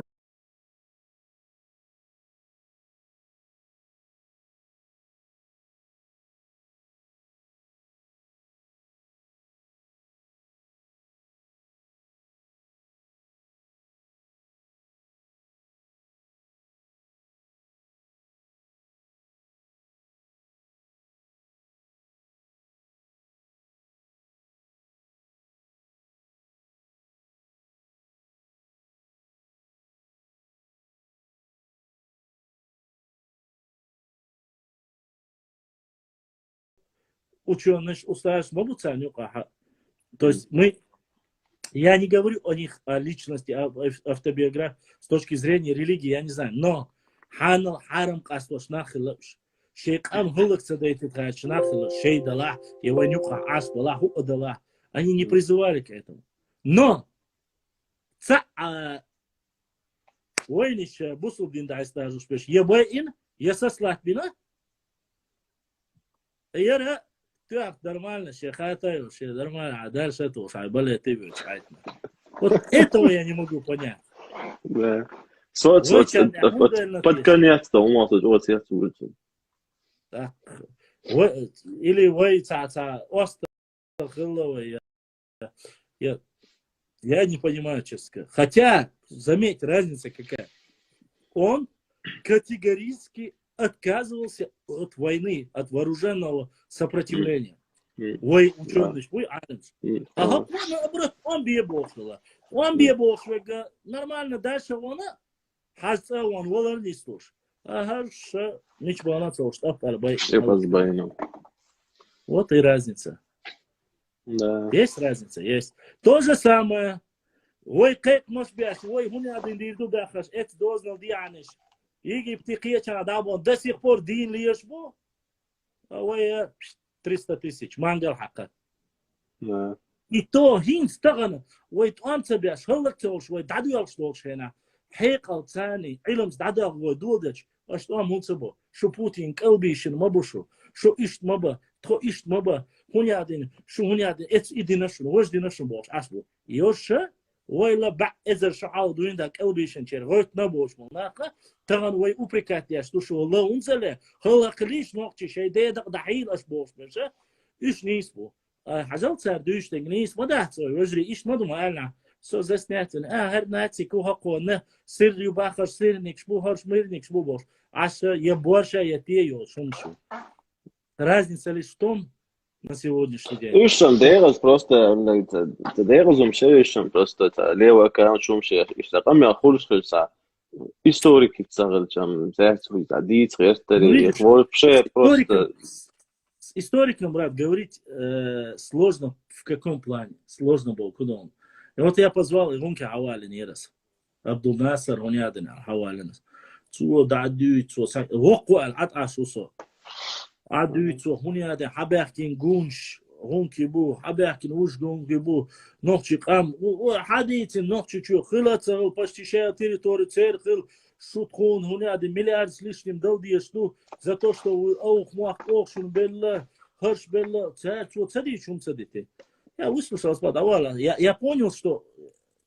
А что, дюча, она всем ты тюш выходит. Ой, это просто, ас хайкинч, каешаш, кинч салоцу. Hardu no so much китер hayansuna. So эфир я этинсун чун эфира просто через Facebook чуяла со ша миллионер убош амиадас мори. А сон гине. Это ранее эфир. Ю хаго чук ша мегафон центр чуя, но чуя бесплатный Wi-Fi ер. Галстук. И он рассказывал, что скоро Хасавюрта, столица Гунядин, Чукского, Гунядин, Харю, Хокка, Путин, Эрдоган, Волши, встретиться до Диешту, Харду, Вожду, Боск. Проблема заключается как раз таки в том, что когда ты с этими людьми пытаешься... интернет, Вот, бесплатно, мегафон, интернет, до этого он утверждал мне чуть ли что не миллионер. И там она, когда со мной связались, со мной, все, вообще связываться, моделироваться, сказать, приглашать миру, ты будешь приглашать, ты будешь видеть, ты видишь общение людей, ты видишь, кто сегодня реально переживает. Реально есть очень крутой исторический момент. Ерч шириниш хаял шивайн. Муат амби бахвайн. Факультет, что даже ночью факультет, ешкача го бахвайн. Ой белкш бат. Ой дадуйцум. Ой дакайкдухум. О башлам, ой школшка хархил диезвукам. Валлахи, Бог ему. У нас есть возможность, и сегодня нам дают эту возможность. Но вместо этого мы находим способ разобщиться в каком плане? Начинают или защищать Шамиля, حابو أو شميل إشتوال يهونياد إشتو مال بصو أمير مؤمنين مغلّي هر مغلّ. Ну да, я не буду с тобой спорить, чтобы не обидеть тебя. Но с другой стороны, Ваша, у меня же возникает вопрос, еще раз я говорю.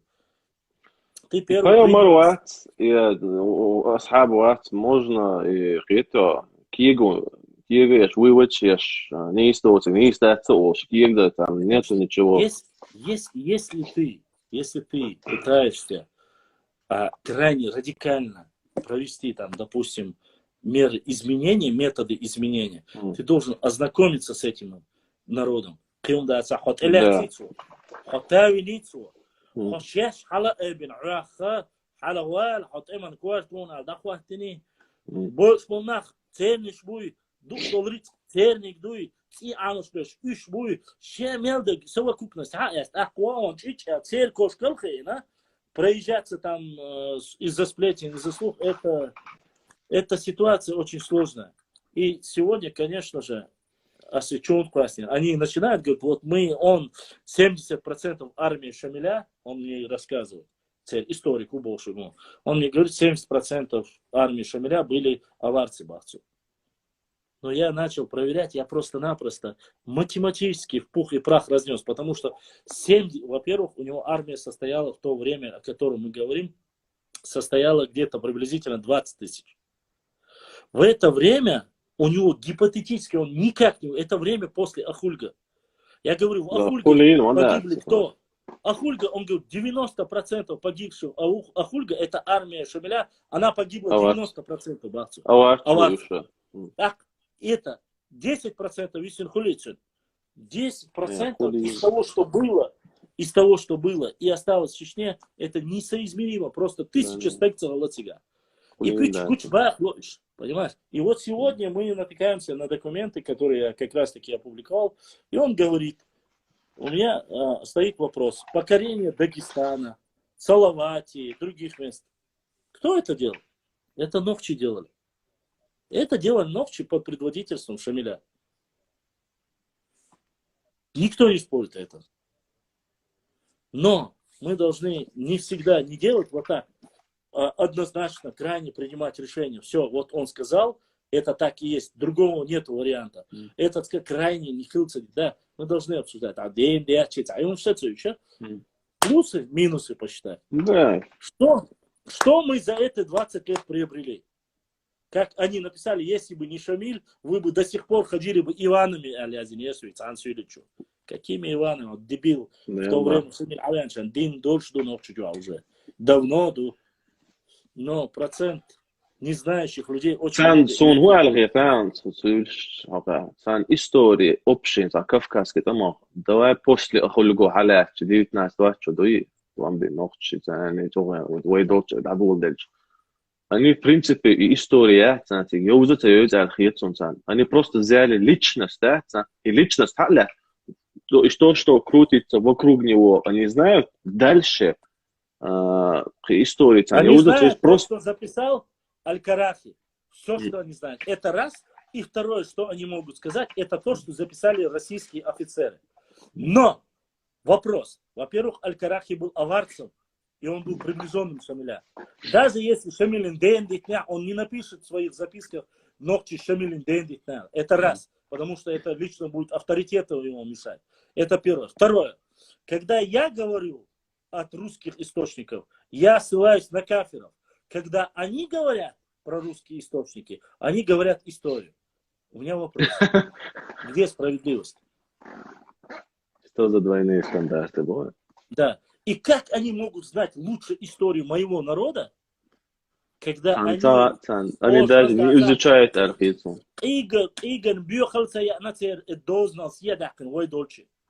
Они не знают ничего о нашей территории. Вообще-то, аварч, ол шхилчат, он قوس ويحش аварч بوش. قطع دول قائمنا شتات вообще سير بقوا حق بقال صحيتهم سيوقع شتخوي إمام شامل اللي بقى. Ну да, в принципе, большинство не могут.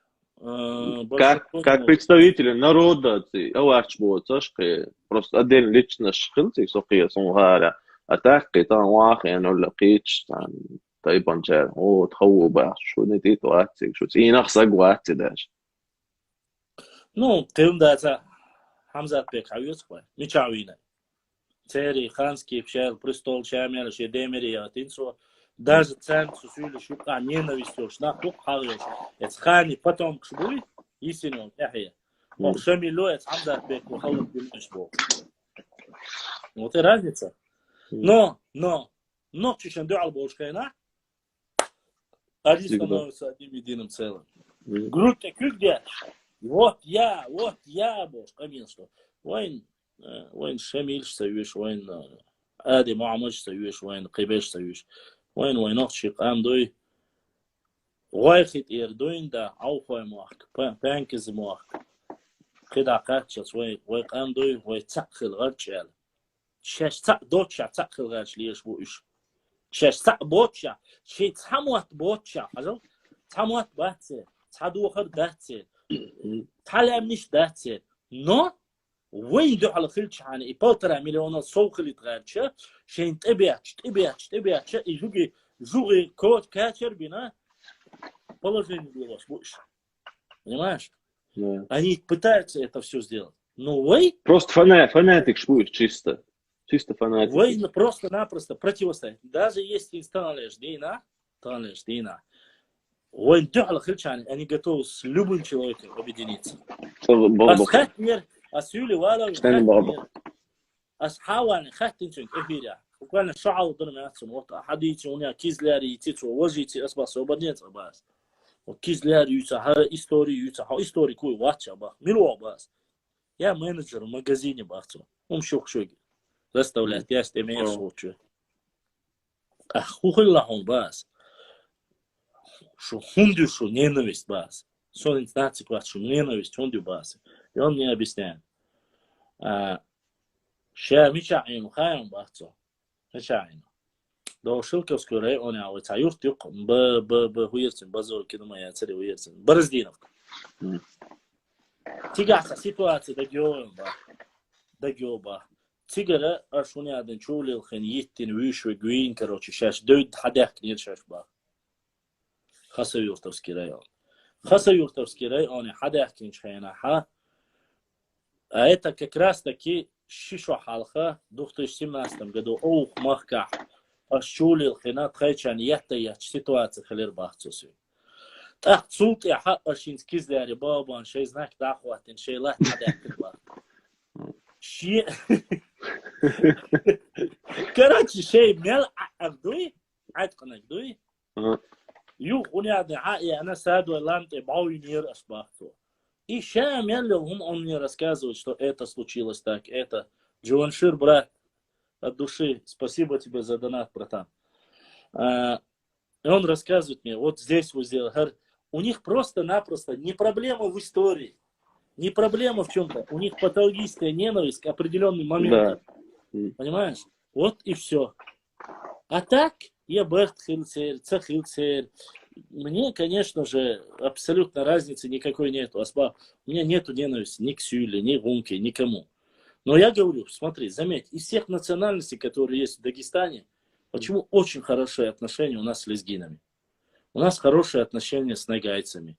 Хорошие отношения, в принципе, неплохое отношение, я скажу так, и с даргинцами. Неплохое отношение. Может, потому что мы не граничим с ними. У нас нет... Великолепные отношения у нас с андийцами, с дедойцами, которых мы не считаем. Хирцахет, царванцат, яшембяхцабина. Дедойчем вообще шамел до зирч, дин цан долма войнок чучур, зюкар шади кузача дяшник глилшбу.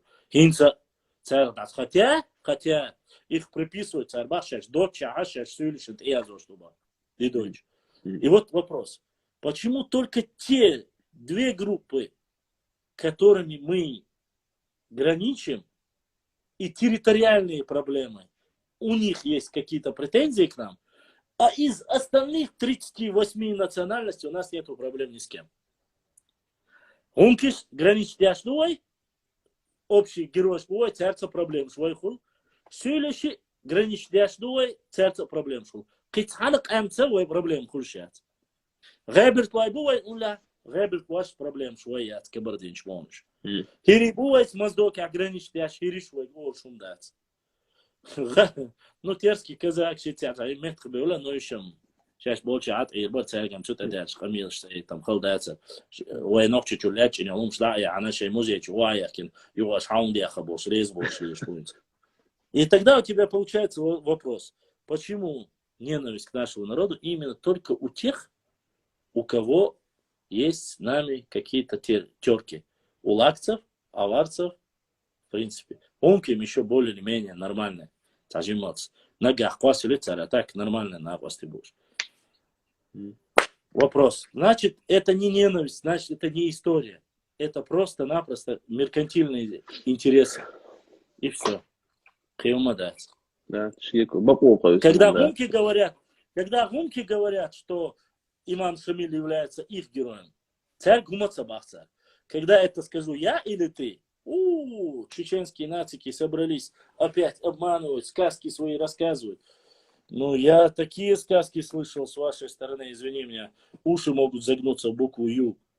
Поэтому у меня нету, конечно, что я просто, когда захожу в эфир, я говорю, хотите поговорить, хотите нормально подискуссировать, давайте зайдем. Вот ты зашел, ты не историк, ты не преподаватель, ты зашел, ты поговорил, ты хочешь выяснить какие-то интересные моменты. Мое дело тебе рассказать свое мнение. Согласишься ты, не согласишься, это твое дело. И также я хотел снять, например, накал взаимоотношений между людьми. Вот для чего нужен прямой эфир. Не зайти там, ты осел, ты баран, если мужчина, приди, я тебе 33 раза подло ножом засажу. Нет, конечно же. Нужно просто человеческим языком. Вот мои понимания, вот твои. Я говорю, лучше, чем ночи, историю своей родины и то, что было с Шамилем здесь, ни Аль-Карахи не напишет, ни Бударахи не напишет, ни кто-либо не напишет. Только ночи могут знать свою историю здесь. Когда ты, просто единственная проблема, мы никогда, и даже в те времена, мы не фиксировали бумажно свою историю. Вот и проблем. Это самая большая. И они хотят, чтобы и дальше это было. Я призываю всех и говорю, если сами не делаете, скидывайте материал, фотографии, кинчик, хагуляш, печатайте и материал. Оставляйте. Тайп ши юрта дега дачи, тайп дега пиома ши дега халдюш дега. Просто язин хилитла. Потом они не скажут, что это были сказками. То, что мы сказали, если вы через 100 лет, через 500 лет, вы собратели, материал в школе, ажал сухайна, цехуюауш. Шамханс язин кинчкю, шамханс иштбахар. Дела шамханс бошло, дешниш подтверждать башламство. Башламство, хорошо, каду, маршуну до подтверждать, Мансуру до Тигровичу до, значит, и Бакалович. Вот так складываются мнения. А когда ты ничего не делаешь, и ты просто устно передаешь своим детям, через 100 лет твоим детям, когда твои дети расскажут правду, и скажут, да, это обычные такие же чеченские сказочники, они в то время сочиняли, и в это время. Как говорится, бумага все терпит Бог, царь да язва. Любой сказка это язва царь, любой умаду царь.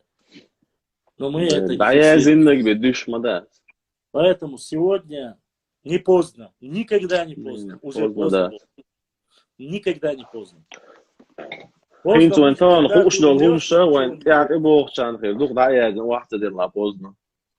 да, если мы живем одним днем, если мы хотим жить одним днем, так, конечно, скажите, все, да, я канда аудиторию. А так, да. Так что солнце, каждый выбирает свое. Надеюсь, что Да, дикрет я дикдерler değerli soyulmuşlar. İzleyen diğer var. تعاون ده أثر حي سوينيرا Одинс Хайзер Васа.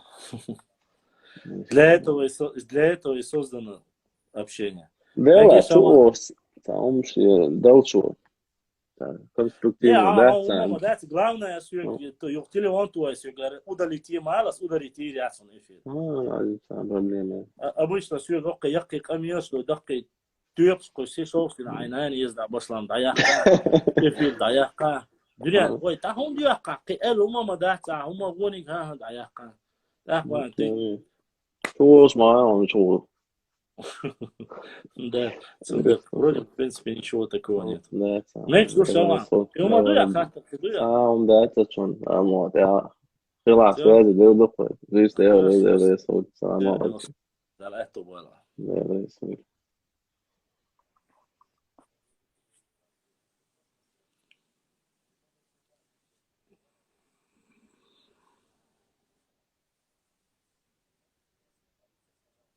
Так, так, так. Так, им и даже ничего что кажется, что, какие вопросы у вас.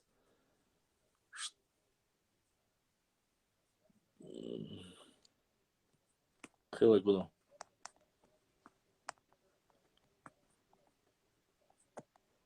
В смысле, хорошо, что ты хоть имя спросил.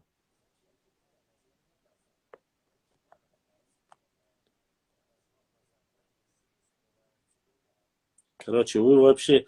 Я про что говорю? Они вообще говорят про ковер, про Тамерлана. И, короче...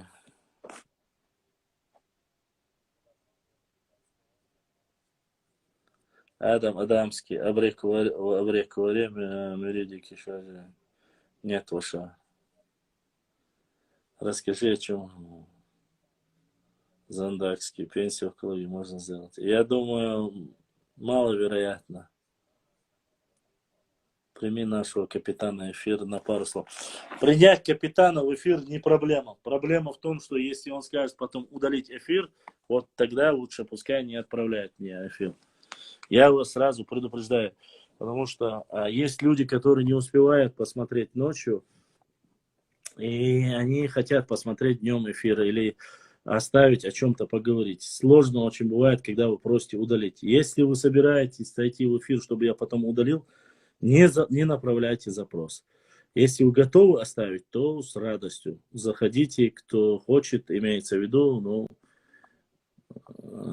нужно все в рамках дозволенного. Так что...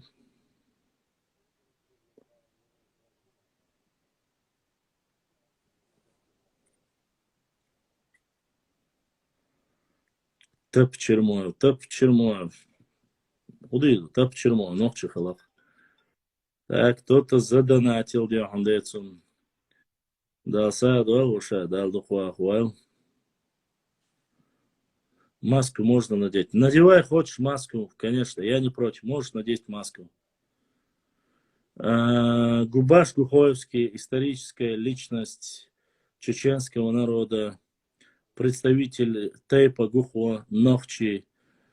У него была стычка, и в ходе этой стычки он нанес 12 ножевых ранений имаму Шамилю.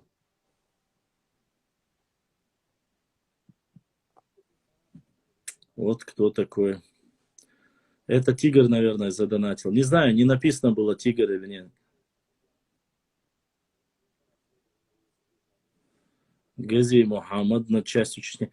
Гази Мухаммад, если ты говоришь про первый имам, не был он на территории Чечни имамом. Влияние его было, его поддерживали. Влияние было, но на территории Чечни он не обладал никакой ягодицей. Нет, не ягодицей. Там речь идет не о ягодицах, а считается, что он поранил его. Хотя я не видел там просто нанесение удара. Да, Мухаммад, ваш что, было такое. Башам, кофе, дикный качамяцу. С чего ты вдруг взял? Я кофе не пил вообще. Но ты мне напомнил, что надо кофе бомбануть. И нужно посмотреть. Грудную клетку, руки, да, есть такое. Я в первый где сделал топ? Не понял вопроса. Не забывайте, что Губаш был слепым. Ему глаза выкололи. Тоже по указанию. Ой. Источник мою Байсангурс. Из-за пригласить вино Биноевские общества. Ваша. Асвадбах, я тебе говорю точно, источник есть, но у него не было, у него не было влияния. У него не было влияния на наш народ. Было на определенные общества, которые поддерживали Гамзатбека. И это был не Байсангур Биноевский даже, а его брат. Я его имя даже знал, где-то записано у меня есть. У них там какая ситуация была, Ваша? А я и не говорил, что чеченцы не приняли. Где я сказал, что чеченцы приняли недавно ислам? Они сахятам, Ваша. Чеченцы ислам начали принимать с 10 века, как минимум. 9-10 века. Так что я этого не говорил.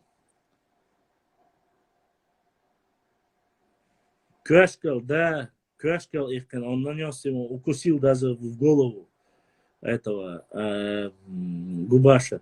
Губаш первый удар нанес, там, когда он был ослеплен, было место камин, и прямо напротив камина была кровать.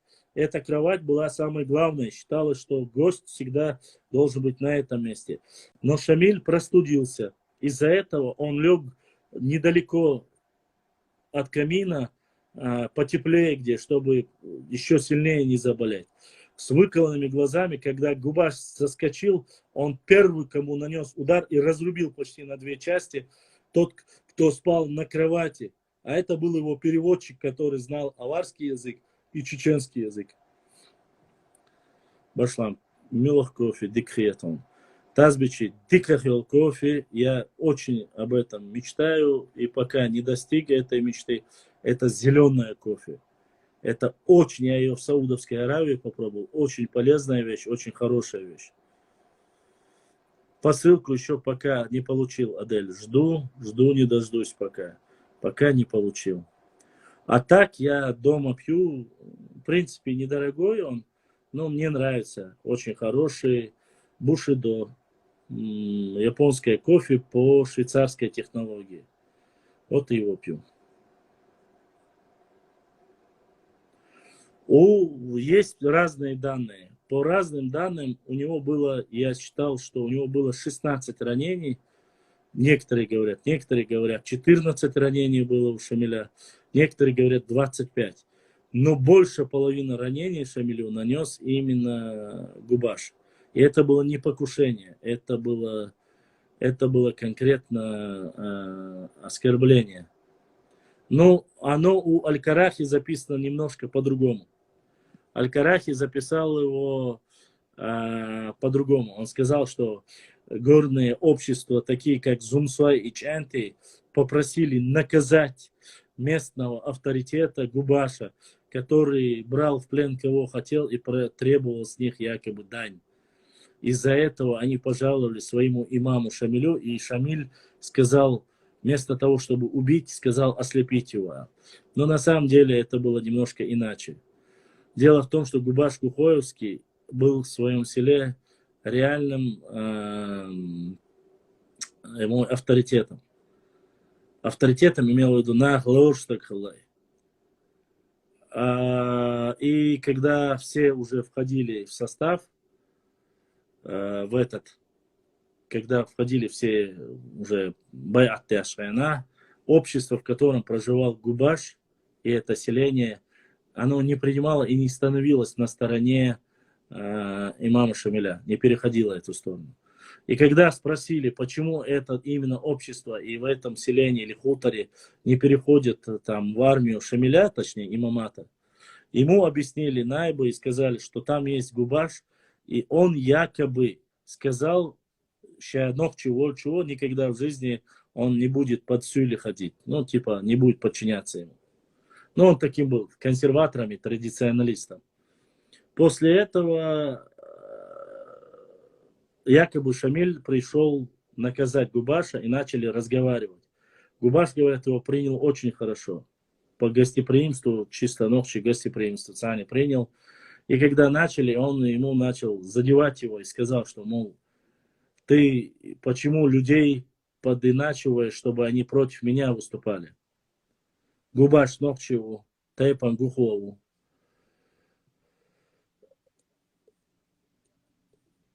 После чего он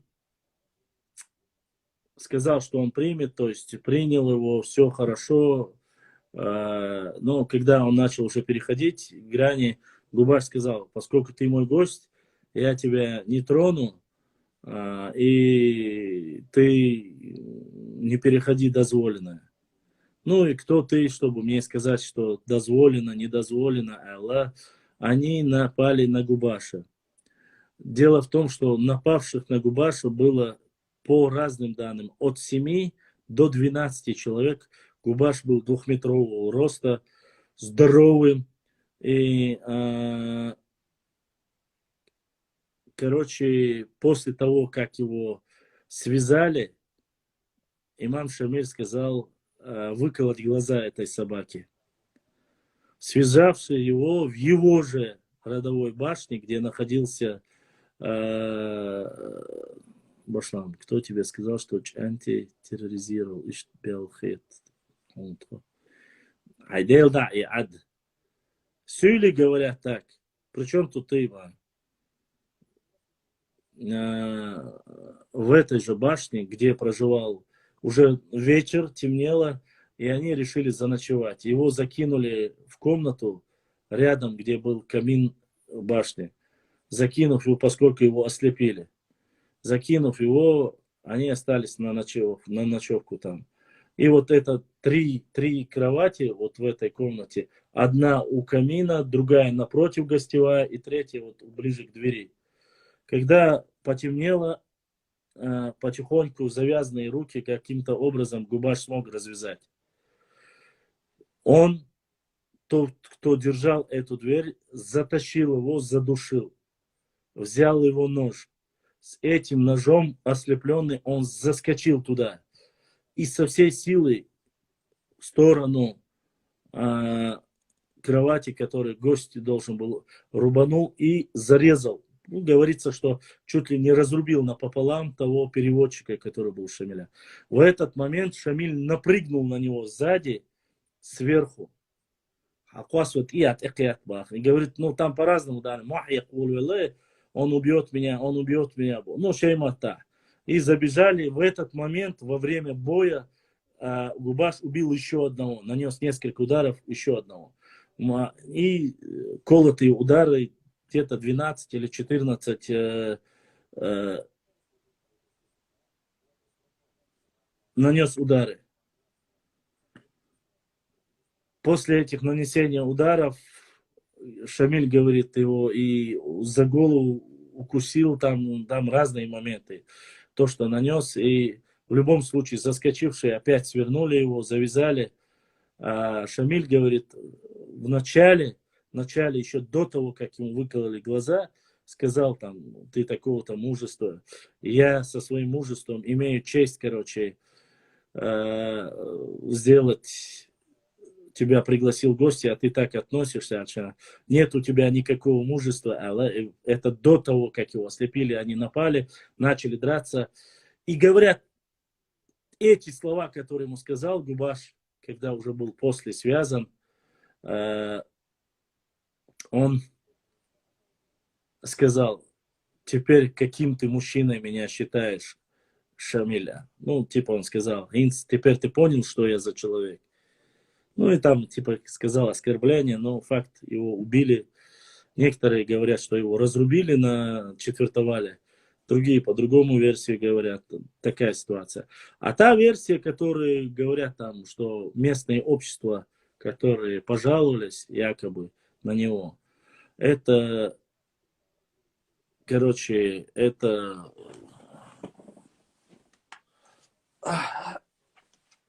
короче, по версии Аль-Карахи, он говорит, что люди жаловались на то, что он терроризировал в округе всех. Это написал Аль-Карахи. Но я его скоро опубликую тоже, вы увидите материал. Одна версия чеченская, другая версия Аль-Карахи.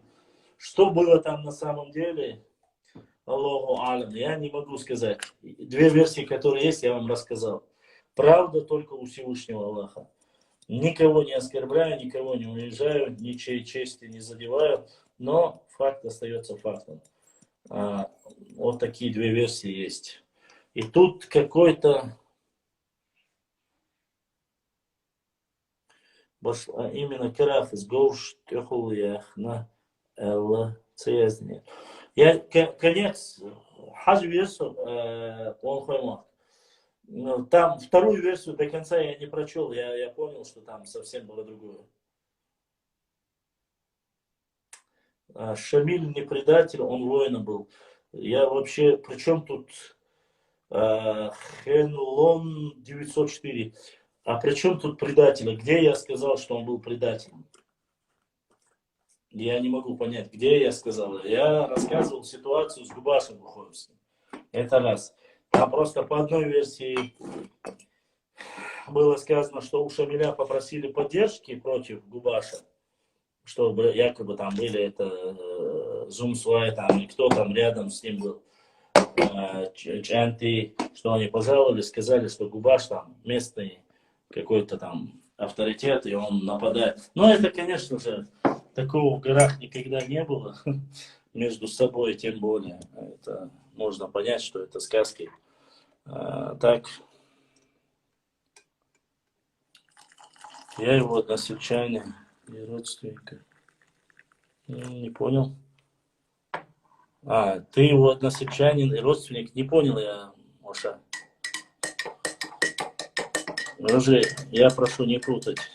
Никогда у историка не спрашивайте вопрос, кто был там предателем, не предателем. Ни один историк такими эпитетами никогда не крутит. И не должен говорить, предатель он, не предатель. С чего вы взяли, что я должен говорить, что Шамиль предатель? Нет. Любой историк, изучающий историю человек, должен рассуждать по истории, но не больше. Поэтому я всего лишь рассуждаю. Мы говорили с человеком, он задавал вопросы, я отвечал. Да, мы говорили о каких-то гипотетических вещах, но не больше. А что касается Губаша, про Губаша вы можете прочитать. И там их 2-3 версии, и все вы можете узнать его. Что с его односельчанами? Ничего нет. Там остальных, что тронули, не тронули, этого ничего нет.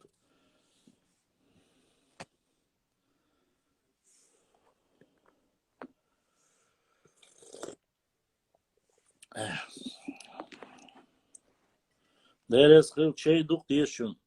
Штя. Междик. И тут один четкий пацан. Вот он. Четкий пацан, лысый какой-то, на кружке вот здесь стоит. Башлам, прости мою, Башлам. Хамса удалить вецу. Хейнлон 904. Уважаемые мои братья. Я, честно сказать, не всегда вижу, что происходит в эфире.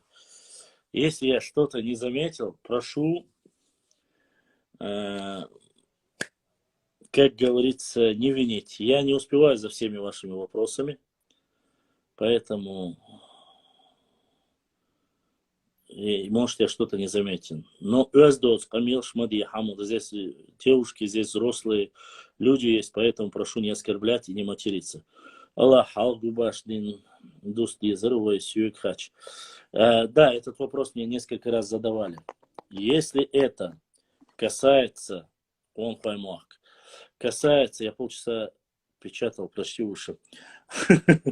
Если мы говорим с точки зрения религии, если Губаш отказывался принять байат или отказывался принимать ислам, то я на стороне, конечно же, ислама.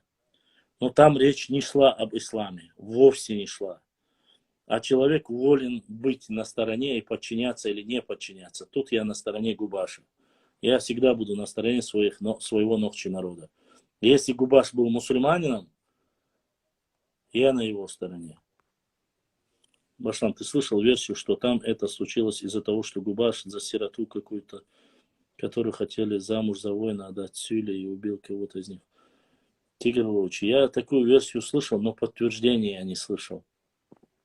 К сожалению, нигде написано подтверждение, я не слышал. Версий там может быть много, я могу ошибаться, и поэтому прошу меня не сильно винить, но я, честно сказать, я бы, может быть, и не верил, и только нашим бы источникам верил. Но когда я это прочел у Аль-Карахи, то есть его собственного писаря, я понял, что этот момент был. И у Аль-Карахи этот момент там полностью героизирует Шамиля и, конечно же, опускает Губаши Бухоевского. В чем истина была, знает только Всевышний Аллах.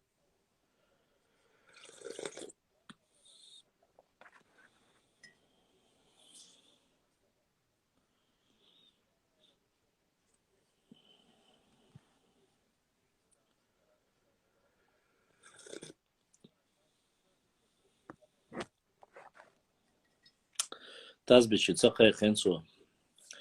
Когда дела у моих братьев идут в гору, память у них становится крайне плохой, они забывают все. Если ты не веришь, ты можешь спросить у Маршу, там ему эти поклонницы, духи за 300 евро, там, крутые вещи с Европы присылают, поэтому вот так бывает, когда сейчас он бакусы не продает.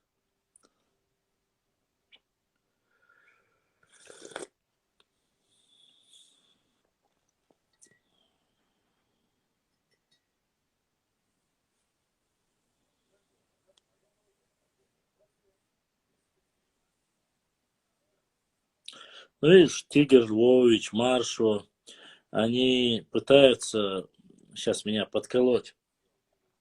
Если бы я был бы настолько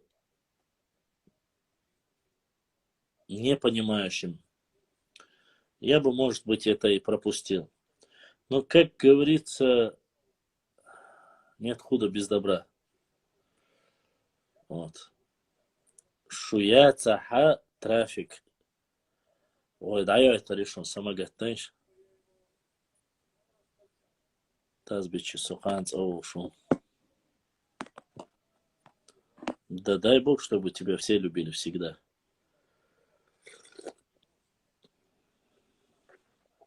Им детей цакальмар или я. Он хоймах, я, честно сказать, не ел их никогда уже. Сон год туш, ухивайк. Прошу без мата. Кто верит, что человек может сражаться без головы? Кто видел? Да нет, это, конечно. Конечно, сохраню. Чечениш, сохраню, конечно. Но здесь я не вижу ничего плохого. Никто не матерится, в принципе. Значит, можно сохранять. Почему нет? Да, я вижу просто, что ты пишешь. Ты думаешь, я не вижу, но я прекрасно вижу, что ты пишешь. Тут вовсе не интриги. Тут просто констатация фактов.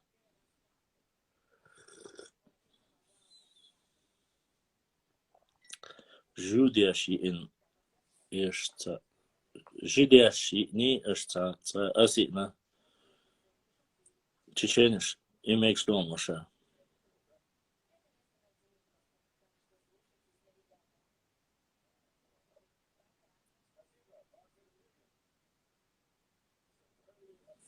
Как всегда, войны. Машнам, а ты заметил, что ауховцы часто употребляют термин в войнах? Кстати, про ауховцев. Как говорится, мне донесла разведка.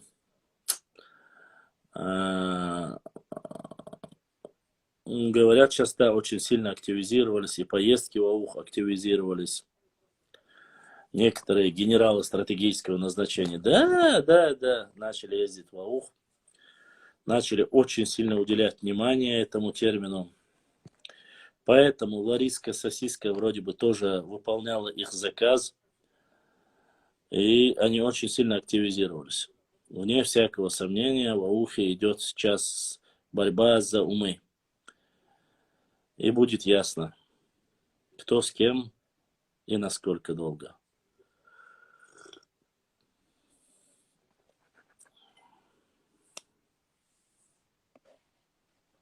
4 минуты осталось.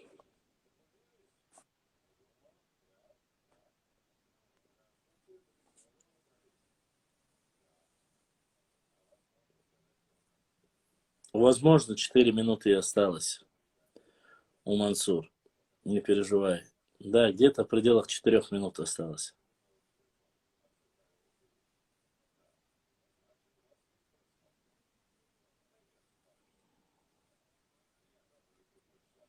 Я знаю, кто принимает. Вот те самые любители войнахиты. Ва алейкум салам.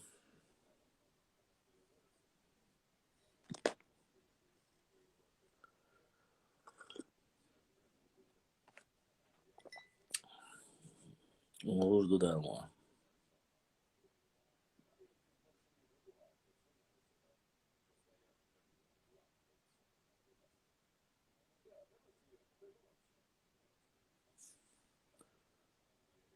Башан, в Ауфе даже чемпионат по футболу есть в войнах лига.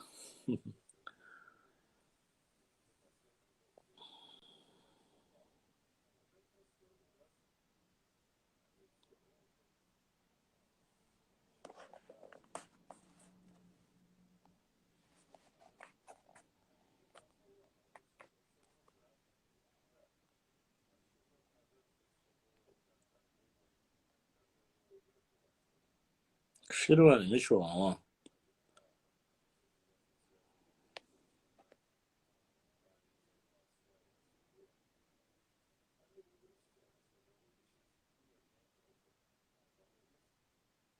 Ауховцы не любят это слово. С чего ты взял, что ауховцы любят это слово? Нет. Мухаммад задонатил. Он сегодня уже 2 доната из Европы. Европейский вежриш да садуэл.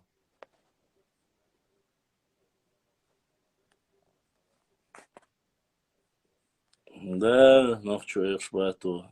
Донатит понемногу. Войнах Телеком здесь, в Чечне. Есть и ансамбль Войнах здесь. Телеканал Войнах тоже здесь есть. Но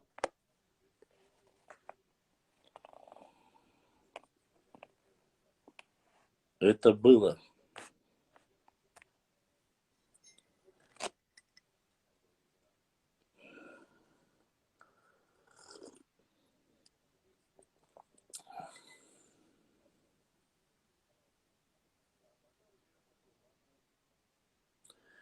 Ауховцы это есть ауховцы. Войнахи это не национальность. В Войнахе нету такой нации. Войнах, Луларнах, Гергернах, Дуатхинах и так далее, тому подобное. Чурнах, Охарнах, Халарнах. В этом плане. А так...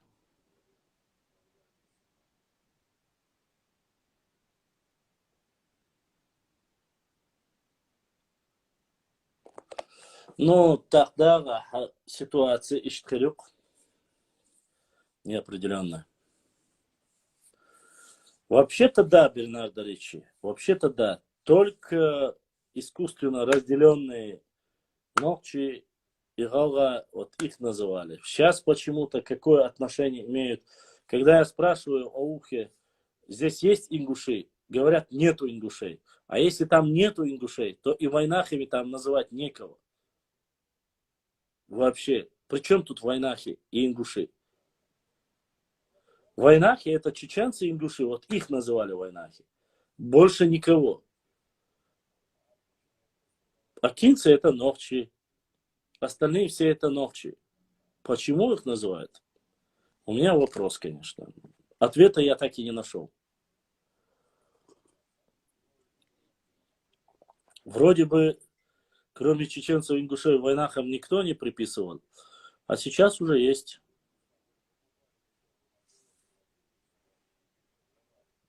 Войн Гюржи ближе, бац.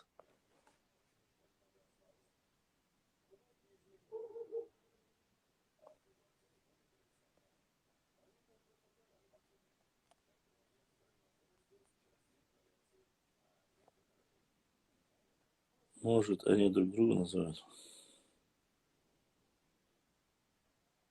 Я не знаю.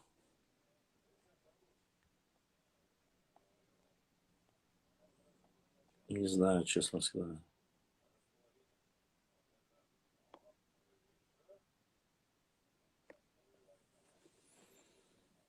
Может, они называют Кесту Эльва Самурай. Я даже догадываюсь. Вайн ближе голой. Ба. И ближе цавать. Ну, Конхай, ты уже... Тебя точно сейчас припишут к нацикам, как и меня.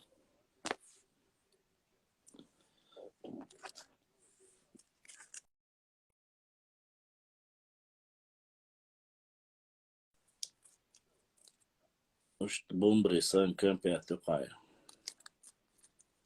Так и проходит жизнь. Так и проходит.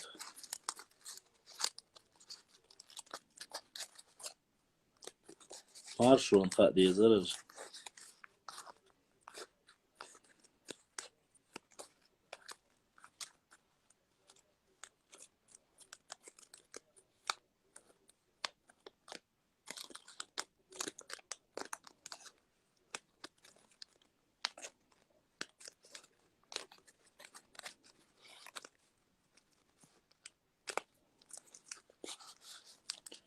Сама что давала? Ой, гурбуэр. Ой, гош Петр дуэл.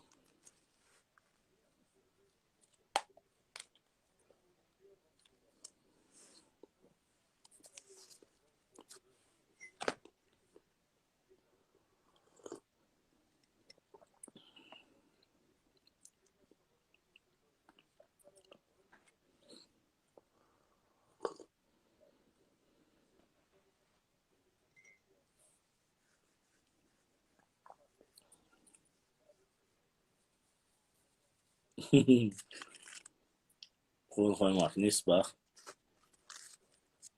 Согласен с тобой полностью. Я бы даже сказал, что его нам не хватает, Ваша.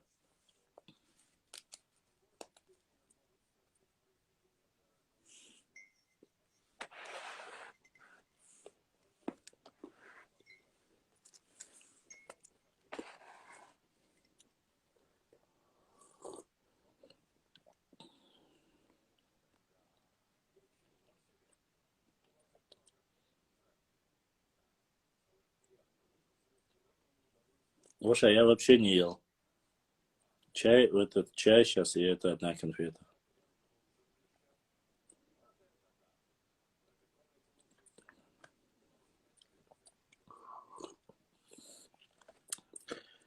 Две минуты до конца эфира.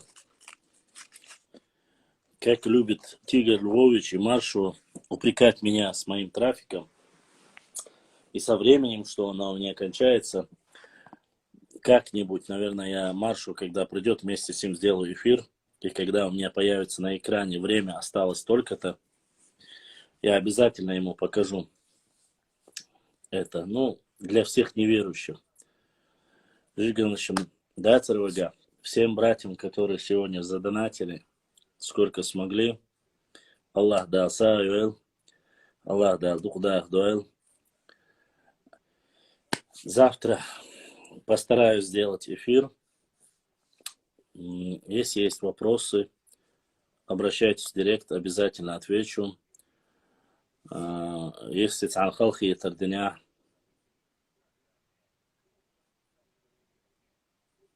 дикду вашас, эрдоем. Эрдолсу, 8 эфира, будет эфир. А что, 8 марта какой-то особый день, что ли? Конечно, будет, если возможность у меня будет. Если трафик у меня будет. Это же моя любимая тема.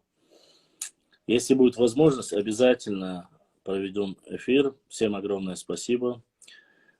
Если есть вопросы, пишите в директ. Отвечу. Спать не собираюсь. А так, со всеми, как говорится, прощаюсь. Для меня это не праздник.